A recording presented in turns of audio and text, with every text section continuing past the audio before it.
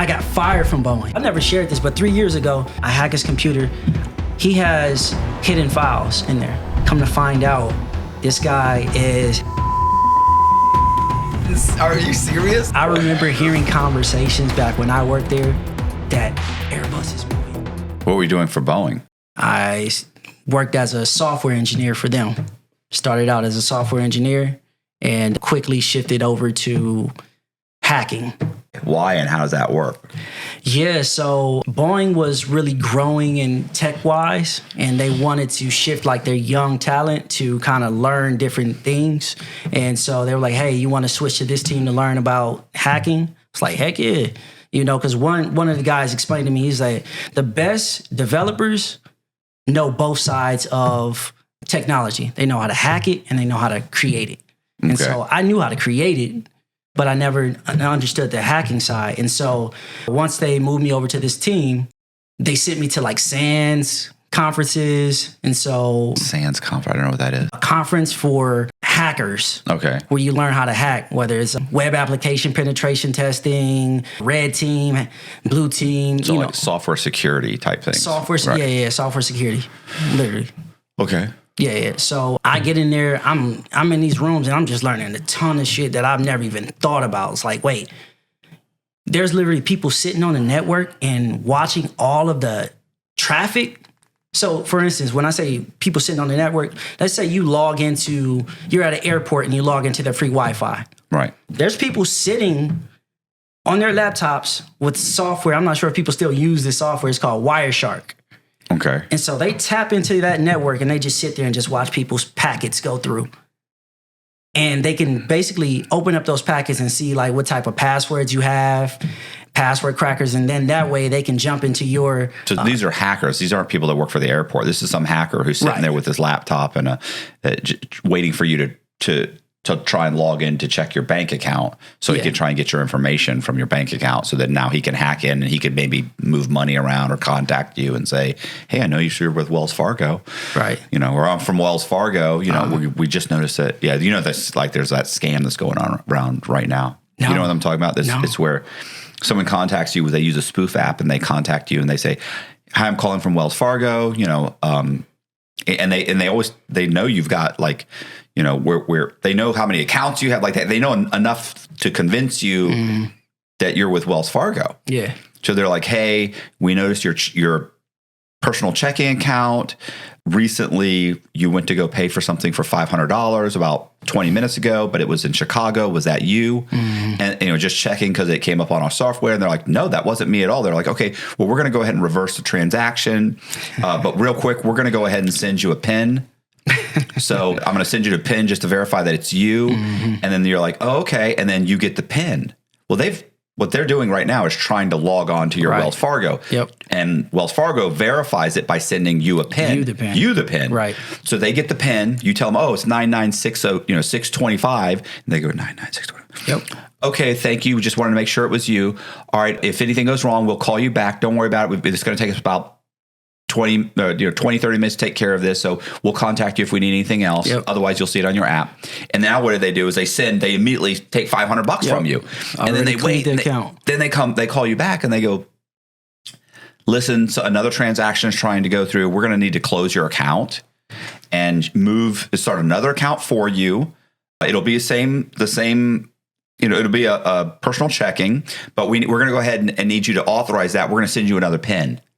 They send you another PIN. You give it to them. Oh, it's 7205503. They go, okay. And then they transfer like $3,000 out of your account. Yeah. And then they say, well, don't worry, you're going to be notified. We're going to send you an email, whatever.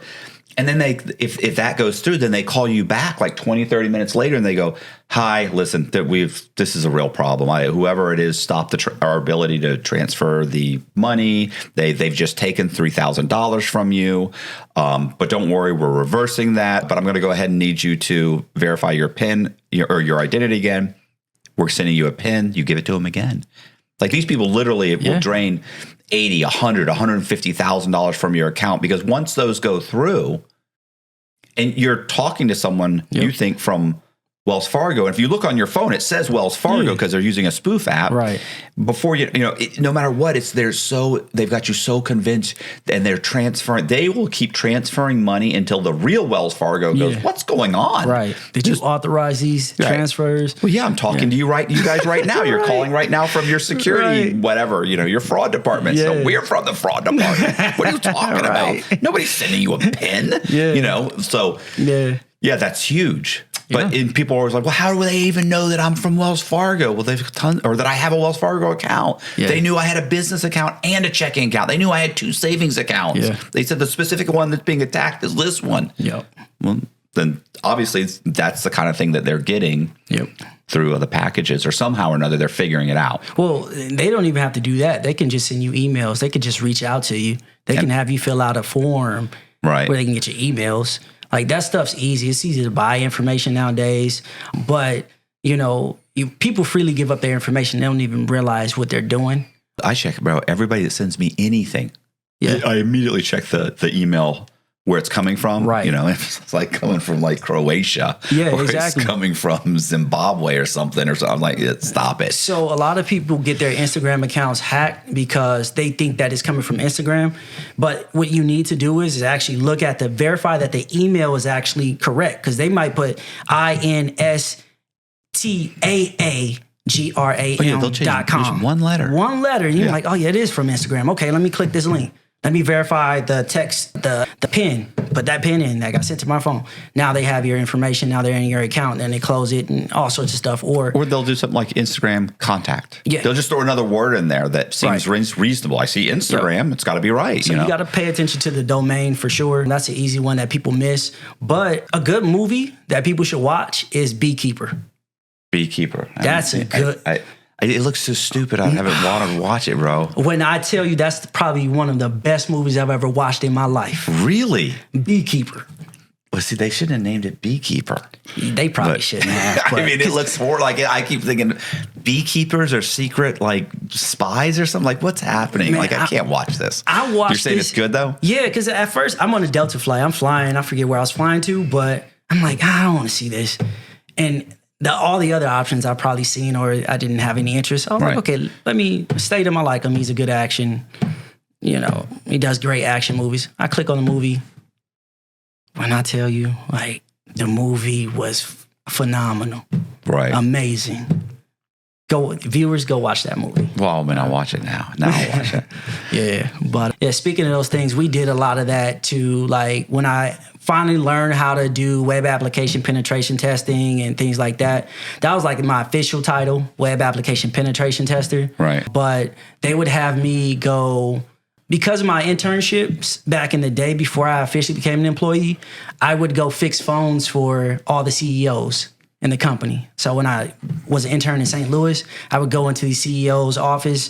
They're not that smart, right? So they have like broken Blackberries, or they forgot their password. They don't know how to reset, just stuff like that, right? So I had that type of experience of working with high level execs. And so when I became an official employee, they looked at that and they were like, okay, we got some things that we want to do, because we have to increase our security with these high-level executives. And so we need to basically see if they are going to pass all these tests. And so I would literally go into their offices, meet with them, and just gather information. Did you get any good stuff on Boeing? Did you get any stuff on what's going on with Boeing, cutting costs? Not quite. I'm going to get to that point. We're going to talk about that. Do we really need a rivet every 3 inches? Man. Can we skip can every 6 rivets we skip a rivet? How much will we save? We'll save $12 million. Or, I think that's reasonable. That's reasonable. Listen, Let's man. miss a rivet. Can we use plastic rivets? Do these all have to be aluminum? Man, when I tell you, I remember hearing conversations back when I worked there that Airbus is moving so many planes. We're lagging behind. Right. Airbus was kicking ass. Airbus was just pushing out planes, and Boeing was losing a lot of market share. Right. And so now looking back, I can see why Boeing was rushing. Why they're cutting costs. Yeah, cutting safety protocols. Yeah, for asking people to look the other way. Let's get this done. Yeah, you kind of got a sense of that was going on. Even when you're working there, it was like, okay, we down behind like 35 planes while they got like 70 planes, already done and ready for market, right? So yeah, we did. Nothing, no emails about like, hey, this employee's causing problems. He's got to go. Nah, that's it. Right? Jimmy Thompson. Jeez, we gotta get somebody out there from the Boeing. Who has Skunks Works? One of them has Skunk Works. They actually have a department called Skunk Works where they work on like special projects. But Boeing's probably got some black bag group called the dark domain department or something like that, and they say call Jimmy over at the dark domain department. Get rid of this guy. Hey, listen, Boeing. That's what you need. Is a huge company. That company has companies within it. Where was that? There's Lockheed Martin is in Florida somewhere. Yeah. I drove by it the other day. I've seen a couple offices. There's one on the way to Lakeland. Yeah, it was. Listen, I drove by some massive like building. And I drove by. I was like, that's fucking huge. And as I'm driving, it said Lockheed Martin. I was like, yeah, Lockheed's everywhere. Yeah. Yeah. I mean, that's maybe they have Skunk Works. Somebody's got Skunk Works. You never heard of Skunk Works? You don't watch anything on fighter jets. That's the problem. No, I don't. You gotta know. Okay, it's Lockheed. Skunk Works is an official what is that? Jesus, pseudonym for Lockheed Martin's advanced development projects. So they work on all the things like all these special aircrafts and everything through Skunk Works. Sorry, go ahead. Boeing. Yeah, so Boeing has to have one. They have to have a Skunk Works. No, they for sure have special projects for sure. Like, if my buddy Chris Marrero was here right now, he'd tell you all about how Boeing they were given special like UFOs that had gone down, and he's insane. But he'd tell you all about Boeing or Lockheed, how they've alien technology. And I believe it. They've no, seriously, bro. Are you serious? Yeah, like I laugh about that, but then UFOs exist. I mean, I laugh about that, but then again, like the Navy came out with those fucking videos of like the you see a thing go like this. Our technology, our mathematics, we don't have enough mathematics to actually create, do that, right? We go all the way up to physics, there's math past that, and so we can only go linear. Right. This way, we can go up. We can't do that, right? We don't have the technology, at least not yet, but... That's what Chris says. Yeah. Chris says it's all alien. Yeah. We don't understand it. I mean, you'd be a fool to think that we are the only intelligence in this entire universe. It's just arrogant. Yeah. Right? Well, I think mathematically it's impossible to think that we're the only, if you just do the equations of, just the stuff of life is, what was his name? Not Carl Sagan. It was anyway. Yeah, no. Carl Sagan did say it was the stuff of life is like everywhere. It's just everywhere. It's like was it the same intelligent life? Is it 5,000 years more advanced? Is it 100,000 years more advanced? Is it behind us? Is it like that could be possibly debated? But the fact is that life is everywhere, and it's going to advance at some point. Evolution is always going to be. Life is going to be evolving just as a basic just survival. But whether it's just, to me, I used to always be like, yeah, but why would they be interested in us? But the bottom line is that, in the end, after seeing those videos, it's like, because when I was growing up, you would mock people that believe that, right? Yeah. Like, and the industry mocked people, and the industry pressured you not to say. If you were a pilot and you saw something strange, you didn't. They're like, "Do you really want to go on record of saying this?" Like, you could lose your job, you could be mocked, you could be blackballed in the industry. And next thing you know, you can't get a job. They're like, "This guy fucking thinks he's seeing fucking flying saucers." You don't want him flying He's not flying a 777 with 400 people or 250 people on it. Like, we're not hiring you. Right. Who knows what you'll do? You're crazy. Yeah. So they're like, "Do you want to say this?" It's like, no. Did you ever see Close Encounters of the... This is why I shouldn't drink coffee, by the way. Close Encounters of the Third Kind. So in it, they actually talk about, there's a pilot. There are actually, I think, 2 pilots that see something. Yeah. And they're flying. It's at the very beginning of the movie. And the air traffic controllers are listening to them and having a conversation. What is it? It's this. I don't know. It's this. I don't quite know what it is. It's a light. It's following us. It's all over the place. Then another plane says, hey, I can see it too. It's right there. Holy shit. What is that? And they're like, oh my God. And then when it disappears, they said, okay, do you guys want to make an official report of this? Yeah. And at this point, there's 4 or 5 guys standing around the controller. Right. And he's like, I can do it if you want. And they're like, you can hear him going, fellas. He's like, do you want to put this on record? Yeah. Yeah, Tower, I'm good. I don't want to know what it could have been lightning. Who knows what it was? Like, they immediately start backpedaling. They were excited in the moment. Then they started realizing, like, how's this going to sound? You ever hear about that Japanese pilot who was flying and he described like this huge object, and he actually wrote an image of it. He was like, it's the length of like 3 football fields. All right. And that's like half a mile by half a mile. Yeah, right? it's huge. It's massive. It's huge, right? Yeah, we don't have anything that can stay up like that. Maybe a blimp or something. We could. Yeah, but he was saying like I was coming out of this big one. Okay. Yeah, and he wrote it out. He wrote a sketch of it. This was back in like I want to say like the 80s or the 70s. Right. Where he wrote this and pretty much described what, the planes look like. What's so interesting is, Farrakhan, Minister Farrakhan, they always talked about UFOs back in like the 50s, like to describe like these planes and how they would move and, what they do, and it's so interesting now that a lot of that information is, being kind of verified, like, oh no, this stuff really does exist, And one thing I've always thought about is like, if I'm a high intelligent, people and from another planet, right? We're made up of what this planet is made up of, right? Like we have all these different cobalt, all this stuff in our bodies, all this carbon, all that. We're made up from this universe, right? I mean, this planet. Like you got people on Mars; those people are made up from whatever Mars is made up of. But the reason why I'm bringing this up is it's like, if I'm looking at... Do you think there are people on Mars? I do believe that. Are you serious? I believe that there's people on every planet, and they're made up of what's on that planet. And I'll say this. I wouldn't want you... If I know what's happening on this planet, and I'm able to come here and look at this, I'm like, I don't want them coming to where I'm at, because they haven't even solved their own problem. So why would I allow them to, know about us, or allow them to... Okay. Well, maybe they have solved their own problem. Maybe they're just coming to visit. It's like the zoo concept. They're just coming to check us out. But that's my point. That's what I'm saying. I wouldn't want to allow human beings to come to Mars or to Jupiter or these other planets. In fact, we can't even get to these planets yet. We don't have enough technology to get there. But I wouldn't allow you to see what's going on here. Okay. If what's going on in your planet is crazy, you know what I mean?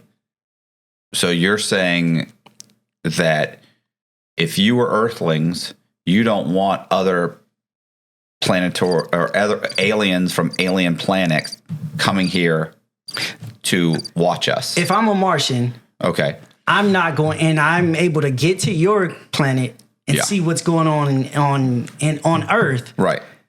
I'm like, okay, I'm not going to even allow you to see what's going on here.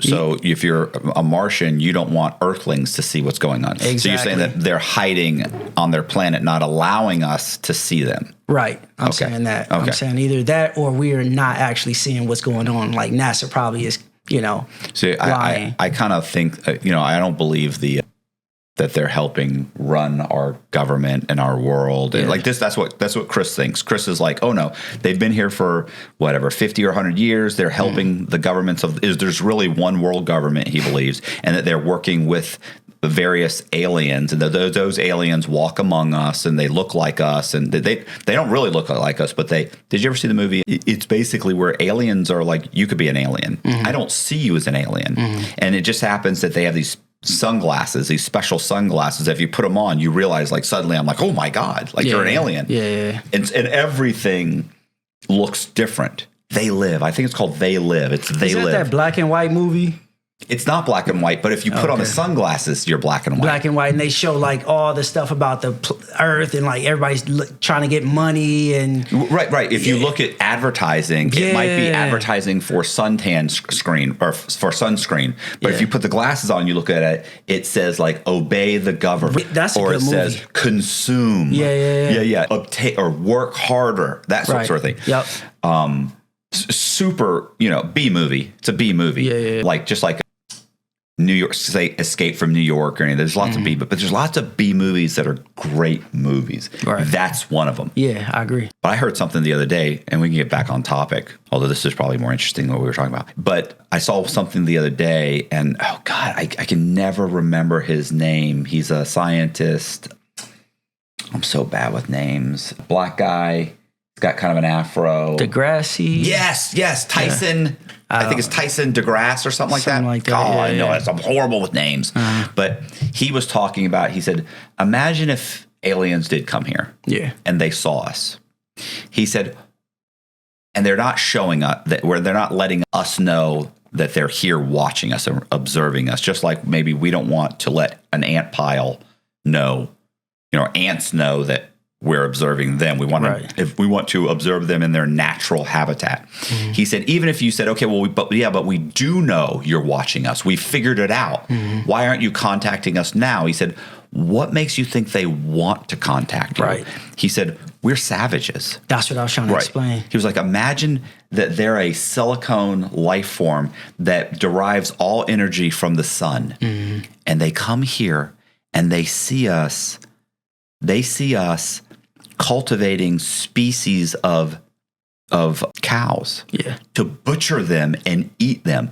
They're disgusted by us. They're like, you're savage. Look what you're doing. You're killing life. Right. You're destroying your planet. You're breeding an entire species to chop them up into pieces, and then you eat them. Like, you're living things to live. Like, you're horrible people. We don't want anything to do with you. We're just observing you because you're so bizarre to us, but we have nothing to say to you. We have nothing to say to ants. Right. They can't contribute to us. There's no reason for us to contribute to them. Right. We're just studying them. So he kind of gave that example, and I thought that's a pretty good example. Like, they're so far advanced. Right. Like, for instance, they can travel, vast amounts of distance, and we can't figure out how to break light speed. Yeah, like nothing can go faster than light speed, right? Like, when you become too heavy, you just cannot. We can't conceive of the ability. Well, we can't conceive of the ability to physically go faster than the speed of light, right? Right. Like, that's just mathematically impossible. Right. A physical object. Right. You could say wormholes, that sort of thing, right? Yeah. But somehow or another, if they've beaten that. And they don't need anything from us. People are like, oh, well, they might need water. Why? Water's everywhere. Yeah. Well, they might need your planet. If they've beaten the ability, if they've already figured out energy, traveling distance, all of the things that stop us, then guess what? They don't need our planet. Right. They can take any planet and they can terraform it to whatever they want. They're that far advanced. Right. They need nothing from us other than maybe just to observe us. Yeah, exactly. There's no reason for them to talk to us. They don't need anything. Yeah. Like, our values are so different. Like, our economies around the globe is driven by money. Yeah. Paper. Yeah.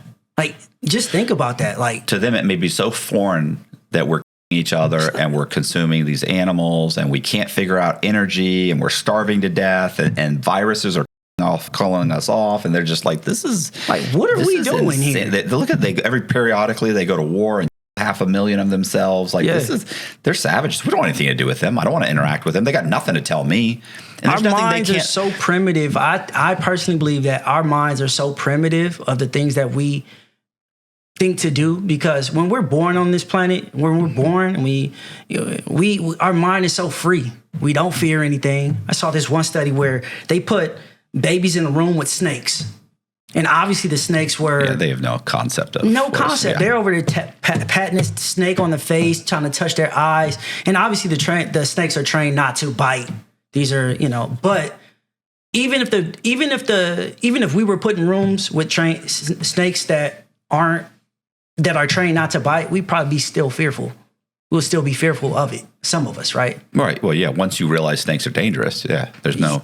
But I was going to say some species are just born to know danger. Like humans we're helpless. Yeah, we're born helpless. But even still, like I guess my point is that our minds get trained to think about things because we're so ignorant to so much stuff. Like you're afraid of things because of ignorance. You do things because of ignorance. People will take advantage of you because you're ignorant. You make decisions when you're ignorant instead of like knowing how to handle a snake properly, knowing how to, like I saw this dog whisperer, like this guy, he knows how to handle vicious dogs. And in like 3 minutes, 5 minutes, the dog is sitting right next to the guy with his muzzle off. Right. But he understands, he's not ignorant. He understands the language of these animals. And so when you know how to approach a thing properly, there's no room for fear.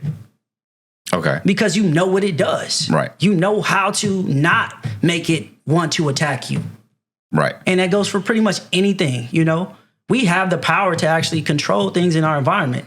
We just got to know how to approach it properly. And, you know, and that way, once you know that, you know how to handle things, you know? Want to go back to Boeing? Yeah. So you were saying you were going in to Boeing, into the executive offices to try to get information out of them, right? To kind of like train them so that to not give up information. Yeah. So yeah, how? Oh, was that what it was? That you were trying to train the Boeing executives to not give red team. I thought you were just saying like sometimes they would get locked out of their phone, or they didn't know how to put an app on or something. Like there were issues with, like, periodically, these are guys in their 50s, 60s. This is brand new technology. You're coming in and say, no. We would actually change their passwords for them. So the red team would change passwords for them. Okay. And they would send us into their offices. And we're talking about high-level execs, CEOs, CFOs, and stuff like that, because they're handling a lot of information that's coming through their emails. They're sharing information. Okay. You know, that... Oh, okay. Should not... Okay. And so if they're handling this type of information, they should be the main ones understanding security, right? And so Boeing went on this huge push about this, right, where everybody had to rank high. Everybody within the company, especially these high-level execs. And so the red team is like, those are like the official top-tier hackers. Like, they don't need anything on you, right? But in this case, they sent us into these offices. He was like, reset this password. Let's see what type of information he gives up. Let's see if you can get this information just off of, you know, him believing you're another employee of the company. And so you tell him, I'm Todd from HR or whatever, and then you ask him some questions, and then he just gives it to you because he thinks you're in HR, but really you're not. Or I'll just ask him like, hey, is that your daughter? Like, I see a picture. It's like, you just ask him questions like that, and then start freely giving up information. I was like, oh, okay. And then you put his password in, and it's his daughter's name plus her birthday. Oh, okay. It's like, dude, what the fuck are you doing? Right. Like, we just sent you an email to change that password to uppercase, lowercase, has to be at least 16 characters, and add .com in there. Yeah, and then you just use your daughter's birthday, right? Yeah. So you're extremely vulnerable. So you're vulnerable to the company. And so you fail enough of these, we're going to have to demote you. Right. So you take what like you demote their security level? Yeah. Okay.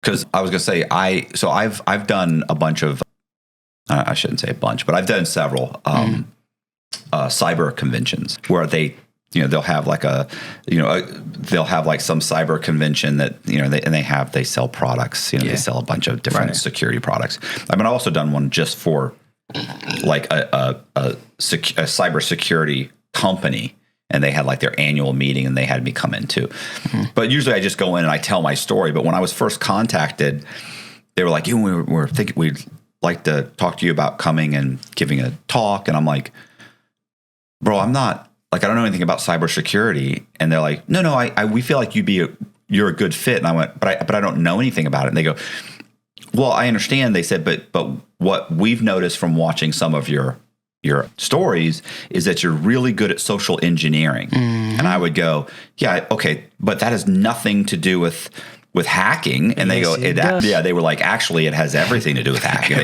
They said, I know, Matt, you've seen some movie where the guy goes and he goes on the website and he breaks into the code and he enters code. And next thing you know, he's got access to all these things and he's searching emails and he gets access to bank accounts. And I was like, right, that's hacking. Yeah. He goes, yeah, that's hacking. He said, but that's not really how it works. Right. And then he started breaking down. He's like, it really is. He's the biggest breaches in security start with social engineering. Yep, phishing attacks. Right. And he started explaining about socially engineering, like, they get an email that they think is from somebody they know and they click on it, or they think it's from their bank and they click on it. And before you know it, they're answering questions, and before you know it, you have access to their bank, or they get an email from someone that they think works for example, like this is an executive in Boeing who gets an email from a department in Boeing from an employee that he knows, and they start asking him different questions. Yeah. And then they say, hey, what's going on? How's this? How's that? Hey, I saw that I heard your daughter had a birthday party. Hey, I hope you enjoyed that. And he's like, but, keep in mind, they figured that out by going to his Facebook prior to that and saw that he had posted pictures of him at his daughter's birthday party. Yep. And they found out that this is a mutual friend of his that works at Boeing. Yeah. And he contacts him. So he immediately like, yeah, Brad, it was great. Hey, how's this? He said, before you know it, they're having a conversation through email, and he just starts giving up information about projects, stocks, whatever. He just starts telling him all kinds of things that are going on. He's like, next thing you know, he's 2 days later, or a week later, he asks him, hey, I need your code. I have to reset this. What's your code? He gives him his fucking code. Like, it's like all kinds of stuff. He just starts giving up. Yeah. And I was like, are you fucking serious? They're like, yeah, they're like, those are some of the biggest hacks. Start with that. So remember that this is why I always remember this. Remember that CEO where he had his daughter's name and her birth date? Right. So he used that password for his Boeing login as well.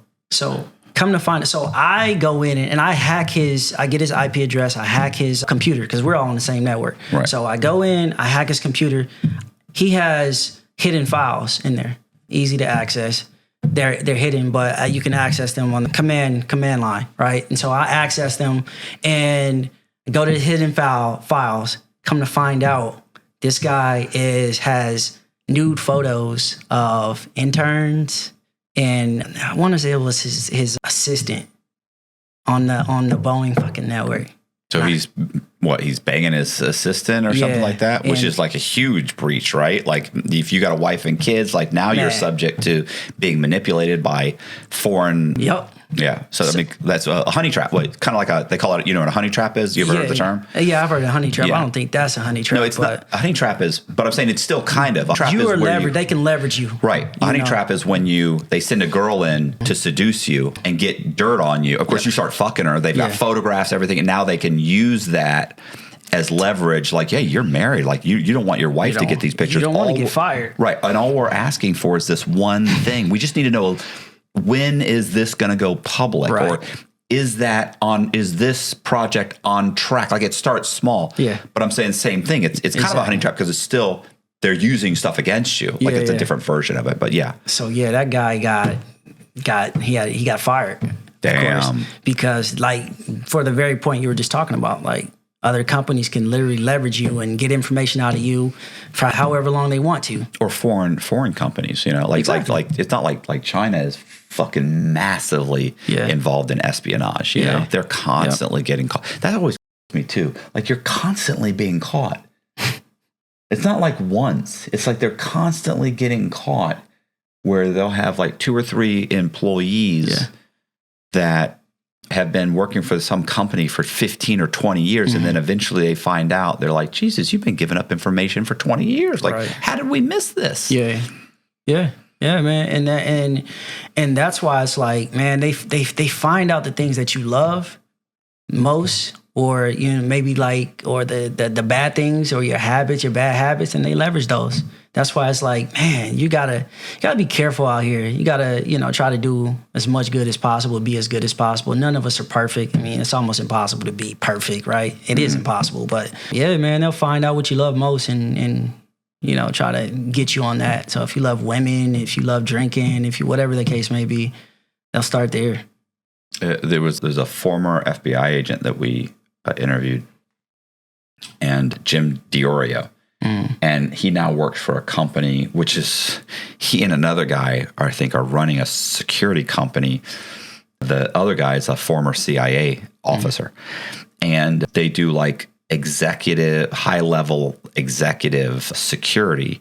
And like one of the things Jim was talking about was, you know, can a shooter get to where the CEO is?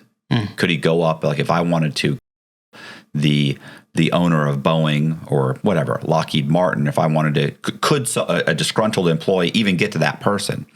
And typically they're like, well, after they're fired, like if you fire these people, can they then get to you? They're like, oh no, they'll never get back in the building.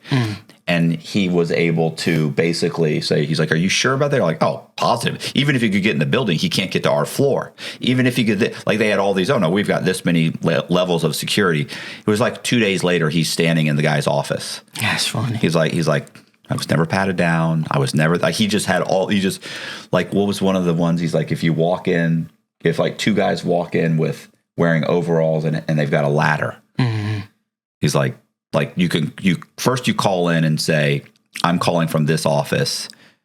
We've got some guys coming, right? Or we had a fire, or we had whatever. You know, you call them a fire. There's a whole slew, 1 or 2 things you can do so that they're already prepped to know there's repair people coming, and they walk in. They go, hey, where's the repair or the whatever they call that elevator for the special floor. Well, not special floor, but for like workmen. Like they don't get to go in the regular elevator. They can scratch it up, or where's the whatever I call it, the access elevator, whatever they call it. Yeah. Oh, it's over here, and like the security guard will walk you over there. They didn't give him nothing.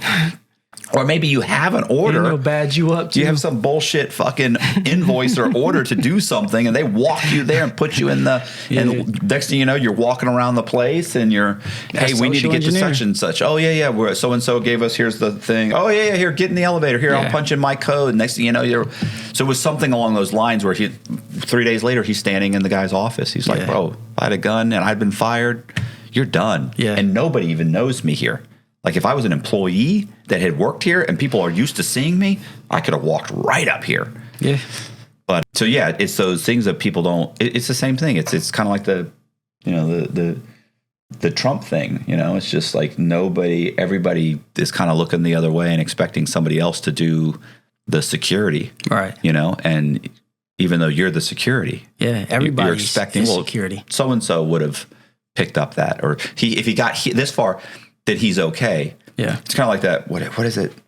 If you can get through the first layer of defense and get into the department, that was the Snowden thing. Where it's like, if you can get past your security check and now you're in the building, he's like, once you're in the building and have access, you have access to everything. Yeah. He's like, you can go wild. He's like, but you never should have been able to get in the building.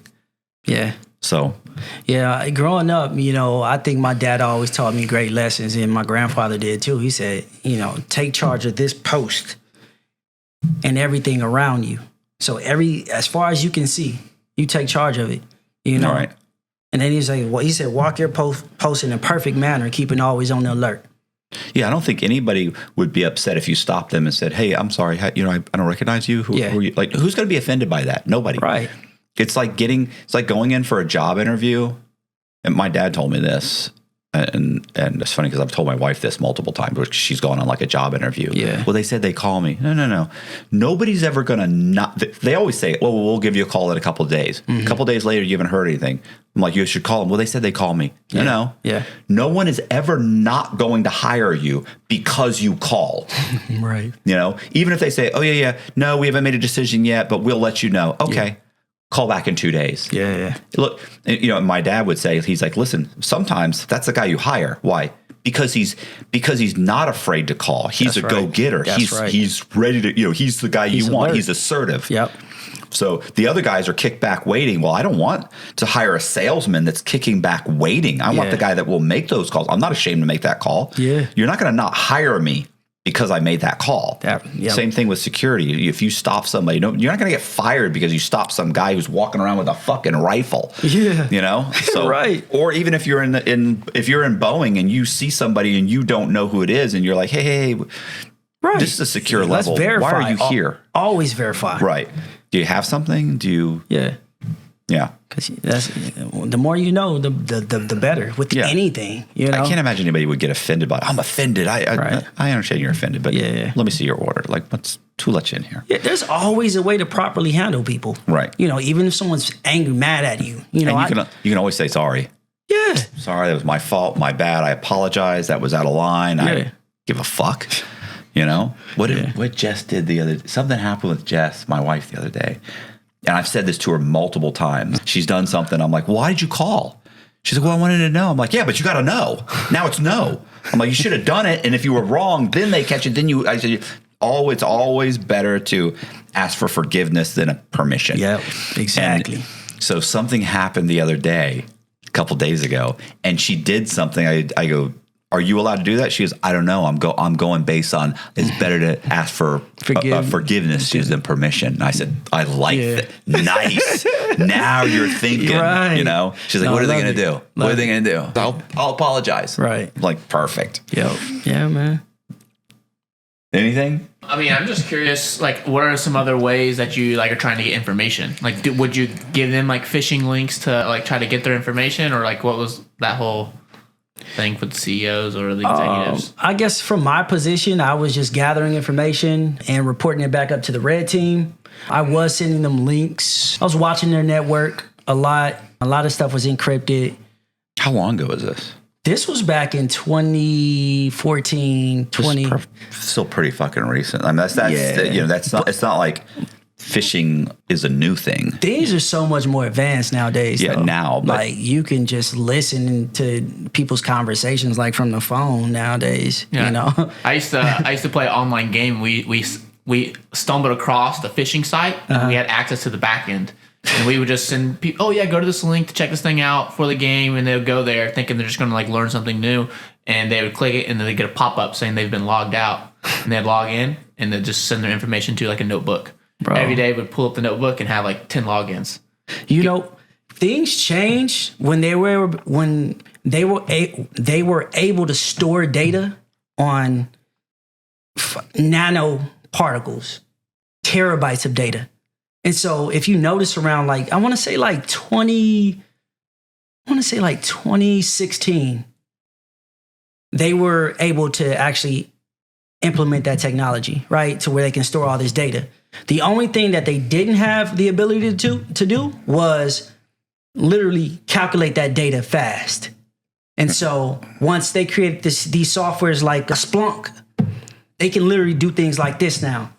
And they can say, hey, I want you to find, well, let me rewind. Because they can store this data like that, they can just record all day long without having to worry about storage. Okay. So they can just say, hey, I don't care. I'm gonna take my phone. I don't care. Let's just record everything, every device, any computer. If it has audio, record it, right? That goes on 24/7, no problem. Now they're able to crunch that data with software like Splunk, right? Where they can say, hey, I want you to find everybody in Florida who sent a text message at 5 p.m. that are Caucasian between the ages of 26 and 45, and they were sitting on the toilet taking a shit. Parse that data and find me all that list of people. Okay. They can do stuff like that now. So just imagine what they can do. Because of all that recorded data, they don't care about what you're saying. They can find out what you're saying later. So find out all the people who said Trump at 2 p.m. on Sunday, where he almost got assassinated. Well, I was going to say, I did that podcast with Danny the other day, and I mentioned, one of the things I mentioned was, because we were talking about just the different theories, right? Yeah. Like, I think it's just a 20-year-old that is disenfranchised, homegrown kind of terrorist that decided, he's extremely liberal, and he's decided he wants to have Trump. He doesn't want him to be president, whatever. Mm-hmm. Okay. That's what I think it is. But for the sake of content, we kind of talked about the multiple different conspiracy theories that are out there. Yeah. And I was saying, one of the conspiracy theories, of course, is that, he was a plant from, or he was a patsy, right? Okay. So, kind of like Oswald. Okay. And I was saying, I was like, let's think about it. And so, of course, then Danny goes off on a tangent and starts talking about Oswald, how he was, Oswald had done that. You know what I'm talking about, right? Okay, Lee Harvey Oswald, who Kennedy, sorry, just in case anybody doesn't understand. So, and Oswald, of course, was saying, I'm a patsy. Like, I didn't do this. They're placing me here to look like I did it, but I'm not. I'm a patsy. So I was thinking, and that was back in like the 60s. So it's like, if that was in the 60s and you could track, you could find a patsy in the 60s, how hard is it to do it now? Right. Now it's simply you go to the NSA and you say, we need to find all of the people that are anti-Trump, that are proficient at shooting, that are members or have gone to shooting clubs, that have a that are extremely left-leaning, which means you have to have gone to certain websites. Yep. In this area, or maybe one of these 5 areas. Let's say they picked 10 areas, 10 places Trump was going to be campaign. We need everybody there. I'll bet you they would have come up with 5,000 people. That they could have said, okay, all of these people they shoot, constantly. They're constant shooters. They go to these shooting clubs. They're gun owners.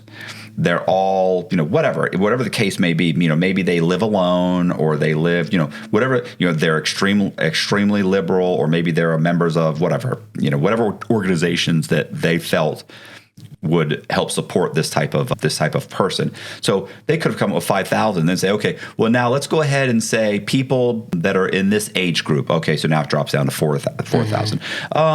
You know what? Where's the great place? Oh yeah, this place is perfect. We can definitely control this environment. We could make one of these rooftops available. Okay, then just people in this area. Okay, boom, we're down to 900. Okay, they have to live within an area this close to the. Okay, that. Yeah. Okay, we need, like, before you know it, they're like, we're down to 15 people. Yeah, we just need to get these people. These people have gone online. They've talked about assassination. They've talked about this. Yep. They've talked about this. They don't have a wife. They don't have kids. They don't have anybody to miss them. They live alone. They're loners. They're this. Yep. They get down to a few of them and they're like, look, we got like 15 of them. This is a match. Yeah. Let's watch these guys. They watch them for 2-3 weeks, a month. And one day they just approach one of them and they say, listen, bro, we need this guy taken out. We think you're the guy. You take him aside. How hard for somebody who's already in the right mind frame, which 100% if you've been watching him, reading his post, this is a guy that wants to do it. Right. He doesn't think he can. Right. But he wants to. Yeah. And if he could, we think he would. Yeah. We don't really even need him to do it, to be honest. Yeah. We need him to just climb up on the roof. Right. We're going to take him out. We got somebody who's 500 yards away that's going to kill the president. We need that gun to have fired a few times already. We'll drop the fucking casings. We'll put the casings in his pocket. Well, whatever. But the point is, they get him on the roof. We're going to pull back security. We're going to exclude that building from Secret Service because they may actually be competent. We don't want them. We're going to we're going to allow the local sheriff's department to watch them. Yeah. Watch that. We're going to make sure we're going to put a ladder there because the kid didn't bring the ladder. Right. So we're going to make sure there's a ladder there. Yeah, that's the crazy part. There's a bunch of weirdness going on. Be honest with you, I didn't pay too much attention. I don't watch news as much. I got my own gripe with that one. But yeah, when I saw that there was a ladder that supposedly he put up, and then there was a ladder that, the president's security put up. Right. And they're two different places, though. Supposedly, he didn't bring the ladder. Like, the ladder that he used, supposedly, and I don't know because it's changing every day. Like, by the time this posts, somebody else might be like, no, bro, he did bring the ladder. Okay, as of right now, I've seen stuff where they said the ladder was there and available, and it was too big for him to have brought in his car. So someone left the ladder that was available, pulled back the deputies, and then still, there was nothing they could do for 10 minutes prior to the shooting. They already knew he was there. Yeah. First, he was suspicious. Because he actually had a rangefinder. Okay. They actually saw him with a backpack and a rangefinder. So a rangefinder to determine distance? distance. Okay. Who's got a rangefinder? So they're like, this guy's got a backpack. He looks like a weirdo. He's got a rangefinder. So at that point, at first it was he's suspicious. Then as they were watching him, it became, no, he's a threat. So within, I think, 5 minutes prior, they had determined he was a threat. He still climbed up on the roof. People are screaming. There's a guy on the roof. I saw a clip. He gets on the roof. He's doing his little army crawl. The cops come. Now, I've heard two different versions. This has changed. One was he climbed a ladder, but then I saw one the other day that was from someone in the sheriff's department, I think. Where another sheriff got a sheriff on his shoulders. He stood up so he could get up to grab on, and he pulled himself up. When he pulled himself up, the kid saw him, turned around and aimed the AR. The guy dropped and fell and hit the ground and hurt himself. This was a sheriff, right? Now, they're saying he ran away, but he didn't run away. He fell and he hurt himself. They may have scattered after that, thinking maybe the kid's going to peer over with a gun. They didn't run or get away. Shit, I would. But at this point, they're screaming. Now they're on the radio. Yeah. Got a gun Sniper. on the roof. Well, at that point, he drops down. He starts army crawling up to the position. The other sniper has been told not to shoot. They've been told not to shoot for like 3 minutes. They had him in his sights. Oh, so they were already aware that he was there. Yeah, but this is different. Two different people. Sheriffs aren't even communicating with the Secret Service. Got it. So the Secret Service is saying they're saying we have a guy. He's a threat, but they're being told we're checking it out. So they're thinking, like, think about it. You know, the sheriff's department's got that building covered. What if the sheriff's department decided to place a SWAT team member on there with a sniper's rifle? Yeah. Like he's probably thinking, like, fuck, I don't want to carry a SWAT team member. Yeah. So he's just watching him. And once the kid pops up and starts bop, bop, bop, bop, bop, bop, this guy goes, oh no, boom, and shoots him. What I know about security is that there's places where only authorized people Should be. And that's no question. There's no question about that. If you're there with a rifle and you don't have this on, you're not SWAT. You're not anyone. I agree. Because we're the NSA is the top level security. But that's why he not called NSA, in. but Secret Service for that arena. Right. But that's why he called it in. Hey, I got this guy. It's weird. He's on, but he can't really see. There's movement. He's on the thing. I can kind of see him. He doesn't know necessarily he even has a weapon. Keep in mind, the weapon doesn't pop up. The weapon, you're army crawling. It doesn't pop up until the very end. Weapon. Kid starts shooting, he fires. But something is just not right with that. Whoever was head of that security for that day, failed. Well, here's what's even funnier. When they interviewed the head of the Secret Service, they asked her, who's responsible? She said, Secret Service. And they said, okay. They said, why didn't you have someone on that roof? The roof is 400 feet away from Trump. Anybody with an AR-15 and a scope can take you out in 400 feet. Wow. That's not very far. Wow. So they asked her, they said, why wasn't someone on the roof? Her response was, well, the roof was pitched, and it's my understanding we didn't want to place anybody on the roof because it has a pitch and it could be dangerous for personnel. Here's the problem. The roof behind Trump is at a much steeper pitch, and you had 3 snipers on that roof. Wow. So this one's almost flush. It's almost flat, right? Right. What about that one? Yeah. Like, are you telling me that the potential for harming, for someone being in a, whatever, personnel being hurt is more, there's more of a potential for them being hurt than for the president to have his head blown off? Yeah. Like, listen, this guy should be dead. Like, had he not turned his head, had he not turned his head, it'd be a different discussion right now. Yeah, I think, first of all, I don't think any president runs this country. I think that they are There's so selected. many checks and balances. Yeah, exactly. Those who own and run industry, I think, control, this country, because that's where the money is. For the most part, I would say I think it's a lot like the Fed. Mm-hmm. Like they say, oh, well, the whoever runs the Fed is picked by the president, but that's not really what happens. Right. They say, hey, here's 10 people. Right. Which one do you want? We want this one. Yeah, they're good with any of them. Yeah, it doesn't matter because they're going to do what we tell them to do. So if you're telling me, oh, the president picked them, the president was given a list. We're good with any of these guys so that you can look like you picked them. Right. But these are the 10 guys we're good with. Right. I like Jimmy.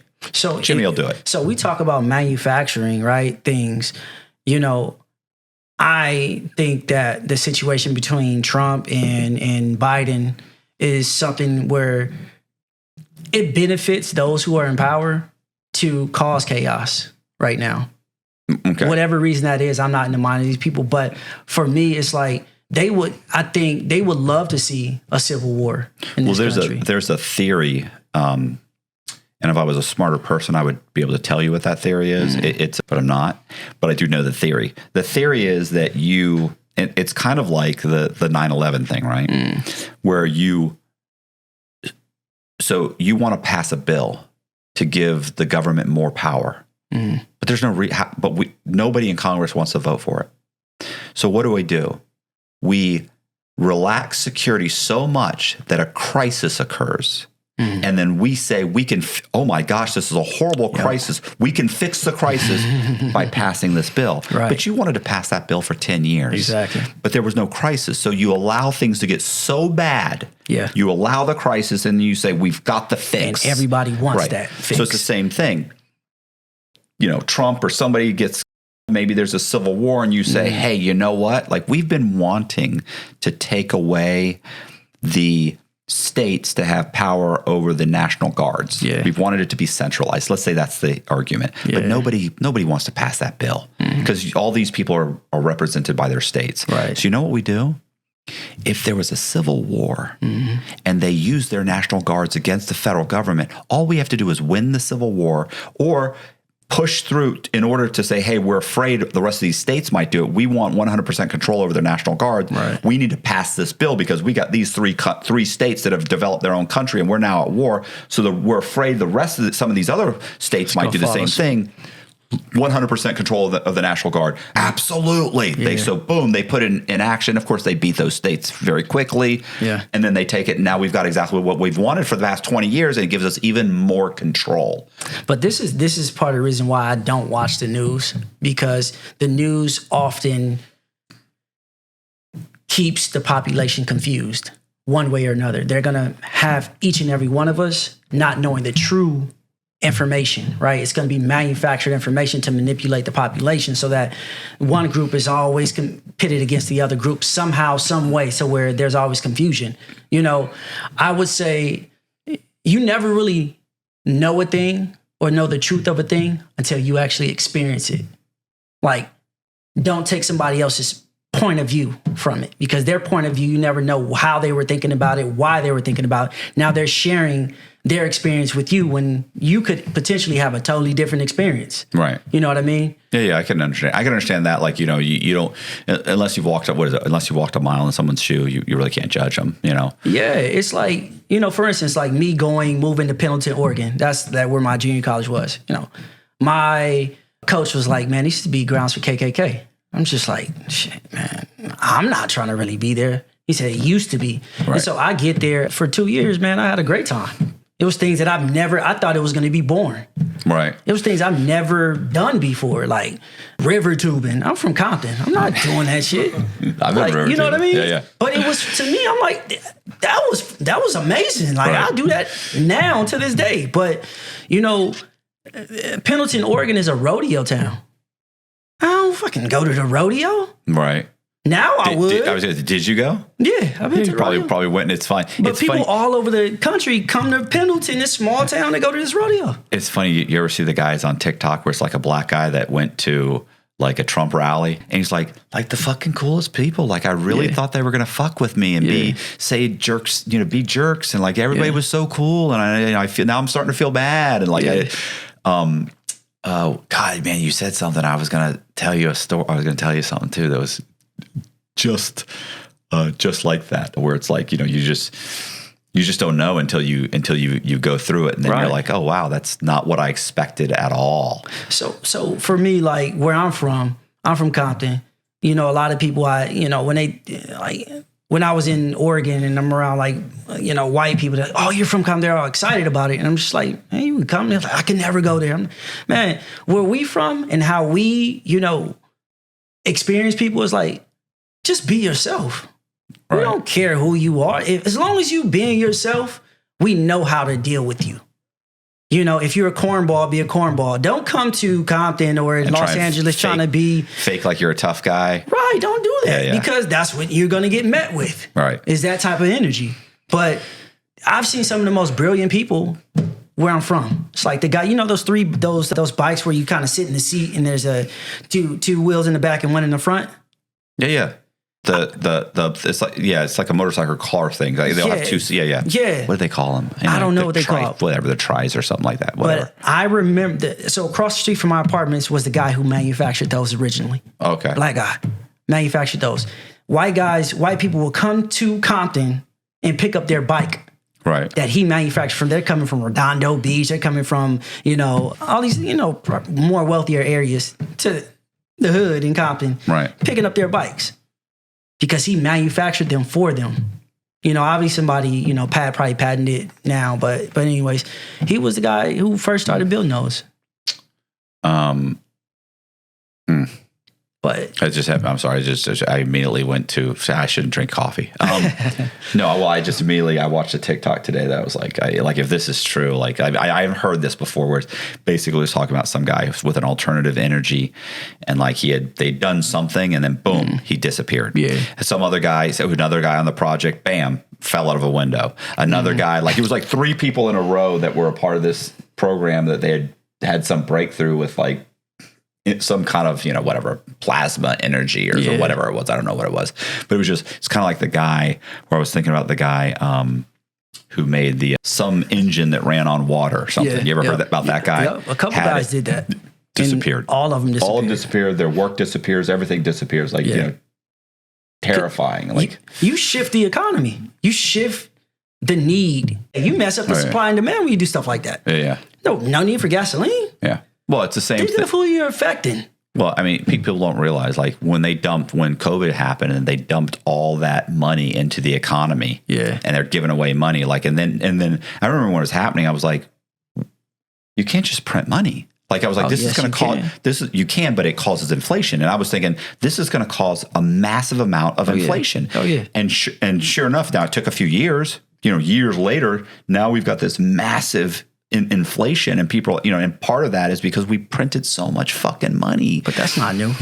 I know that, but I mean, inflation isn't new, but the amount of inflation is. You dumped how many trillions of dollars into the economy, and it takes a few years, but then suddenly milk isn't $3.50, it's $5.50, and so there's always, and just like if you suddenly said, hey, guess what, we don't need cars anymore, like, okay, well, that's tons of people out of work. And people think, oh, okay, so everybody at this factory is now out of work.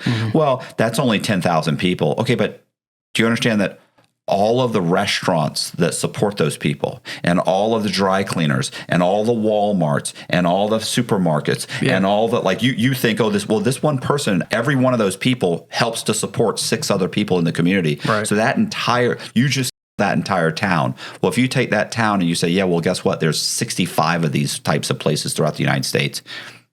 That manufacturer goes down.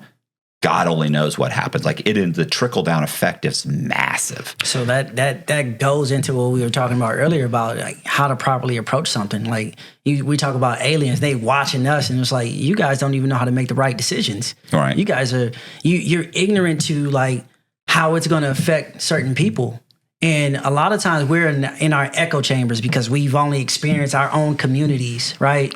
Wait, like humans aren't, just people in general, they're not that smart. Like they don't see long term. But we could. But it's the fact that you're not trained to do that. You're trained to be a W-2 employee. Right. That's what our education system is trained. It's trained for you to go get a job working at Target and being a cashier, and you're barely trained enough to save enough money to pay your bills every single month. Barely. And most people not everybody can do that, by the way. If you're lucky, you can do that. And if you can do that, you can almost be middle class. Man. You said something Right? so powerful because they do not teach us how to live life. Yeah. They teach us how to Survive. survive. And surviving in this system is slavery, in my opinion. Like, you should be learning about how to manage money, learning about credit. This should be taught in school. Because the moment you get out of school, you're already in debt if you took out loans. So you don't even know how that affects you. So now you try to apply for credit cards and stuff like that. You don't even know how to leverage them properly. You don't know the tactics. You don't know the factors that even make up a FICO score. You don't need to know any of that to work at Walmart. You don't. Right. But that's why you're working at Walmart. If you knew better, you probably wouldn't. You probably have a better opportunity to actually even approach how you want to make money. Right. You know, they don't teach us how to invest.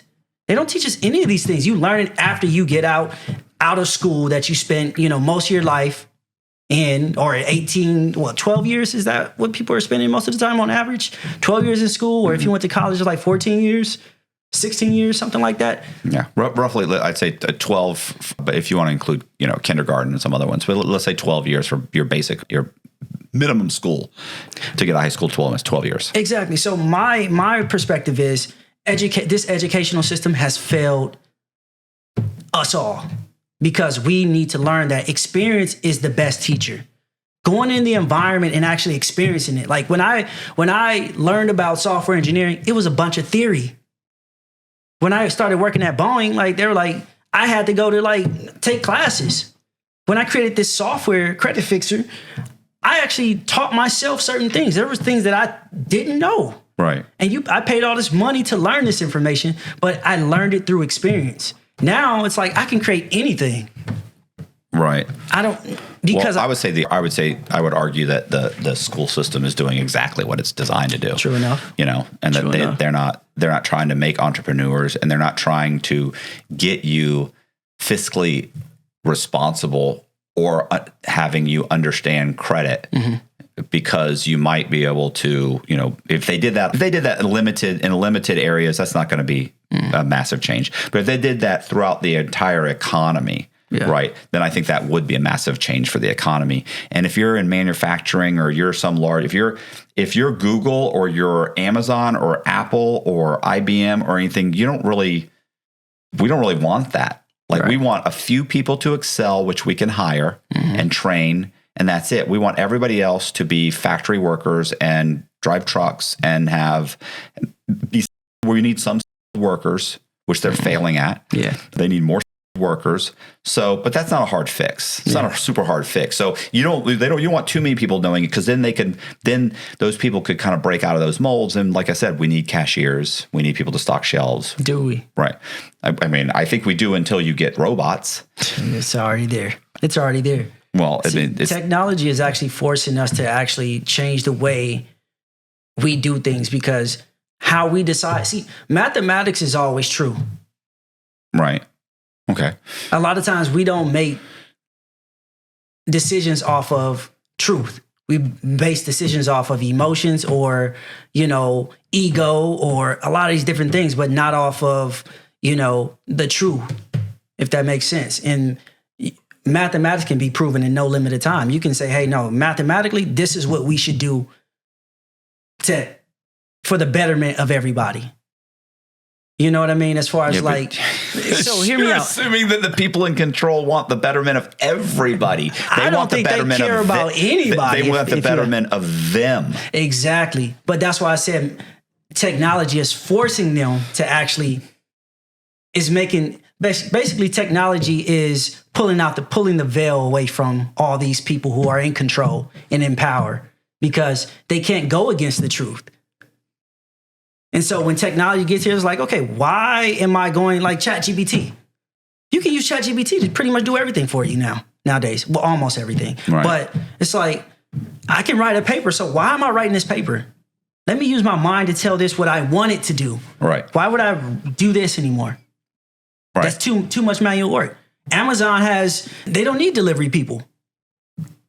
They do. I mean, it's not there yet, but I hear what you're saying. Like, it's not there yet. That right now they do, but it's in 4 years from now. Yes, you're right. In 4 years, it's just like the Uber drivers. You know, they've got, what is the name of that company that does for it's now completely, the cars are completely automated. Yep. Well, I forget what they call it, but it's like anyway. We're right now, and they're slowly implementing them now, where the car pulls up. You get in the car. There's no driver. It already knows where to go. Yep. It takes you there. Yeah. Like, those are already happening right now. Right.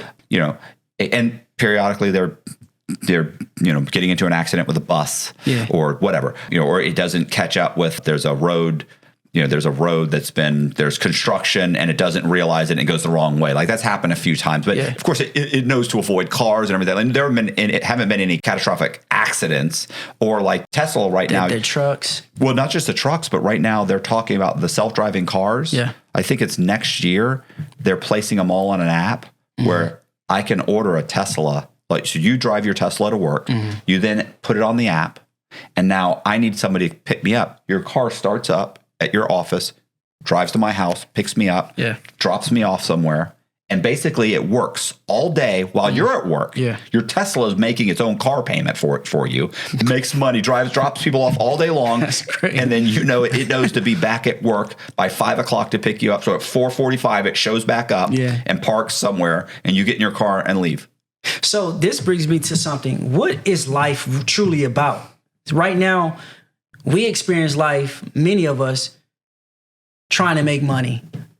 So what happens when you don't need to make money anymore? Or there's no ability to make money? No. Because everything's automated. Right. There's no need to do that type of thing. So what do we do now as people? Like, to what? Stop it or prepare for it? Not even prepare for it. It's already here. It's like, okay, you're gonna have to adjust. That because it's not here because we all have jobs, so it will be here. So you're saying the technology's here, but it has to catch up with the fact where it starts eliminating all these people. It has eliminated some jobs, right? Because right now they're making fast food places in California that are fully automated. I seen a Chipotle that's fully automated. Right. There's one guy that goes in and loads the shit at the end of the day. So you just took 12 jobs and turned it into one. Yeah. So what happens when that one job is also replaced by a robot that drives his own car, drives himself there, gets out and loads the shit, and that one's gone. So at some point, all the jobs are gone.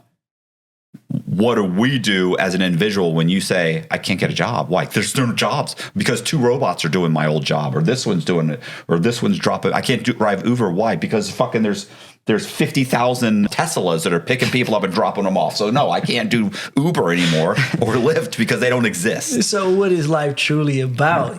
Because life, we've made it about money. That it didn't mean that's what it should have been made about. You know what I mean? So like when we talked about like children coming into the world, like we was trained to think a certain way, trained to exist a certain way. You know what I mean? And now that these things are being removed from technology and math and stuff like that, it's bringing us to a more truer sense of existence. Like, okay, it's going to be some more of an inner thing than an external thing that we, have to look at. And that's a very difficult thing. I heard Will Smith say, I've bought everything any human being can imagine of having. The cars, the homes, the women. He said, right now, it's like I'm in a position where I'm just giving and I don't even look at my bank account because the question that the interviewer asked him was like, hey man, so you $330 million? Right. Well, how do you manage all that? He said, I don't look at that stuff. He said, for me, so that money in and of itself is making its own money now. Literally. Right. Like, he said, that stuff doesn't mean anything to me. I've had it all. He said, the thing that I focus on now is just inner peace. He said, and when you start trying to do that, that's the most difficult thing any human being could ever do. It's not for the faint heart. That's what he said. Well, the problem is when you remove purpose from people's lives and they're just left with themselves, what do you do? Right. That's a horrific existence for most people because they just they don't know what to do. Now what do I do next? I don't know what to do. We've never had to look at like what is our true purpose for being here on this planet. The moment we got here, we were given a purpose, but we each have our own purpose on this planet to do something. And then once you fulfill your purpose, what is there need for you to be here for? If you've done it. This is an insane podcast, by the way. This is not what we're supposed to talk about at all. I've been thinking about like, okay, am I going to title this Poor Boeing, Colby. AI, Trump, all these different things. I'm like, You just a discussion on Boeing that went tragically wrong. That's what you should name it. yeah. This is great. I'm enjoying myself. Hey, real quick, just wanted to let you guys know that we're looking for guests for the podcast. If you think you'd be a good guest or you know somebody, do me a favor. You can fill out the form. The link is in our description box, or you can just email me directly. Email is in the description box. So back to the video. Well, let's jump back to Boeing. Okay, yeah. So you're at Boeing, and you decide you get to a point where I know this from watching one of your other podcasts, where you were working for somebody, and you kind of realize like you could do your own thing, right? You could become, like the Boeing thing was like, it was fine, but it's not what you wanted to do. You wanted to you start thinking about opening your own company or being an entrepreneur. Like, how did that evolve into what you're doing now? So that we have a segue for people. Got it. So what really happened was I got fired from Boeing. Oh, did you? Yeah. I missed that part. Yeah. I got fired from Boeing. How? So I'm working under the CTO at the time. His name is Ted Khabir. I think at one point he was the CEO of Boeing, or one of the CEOs of Boeing. But at the time, Boeing had moved. Remember I told you I was a hacker.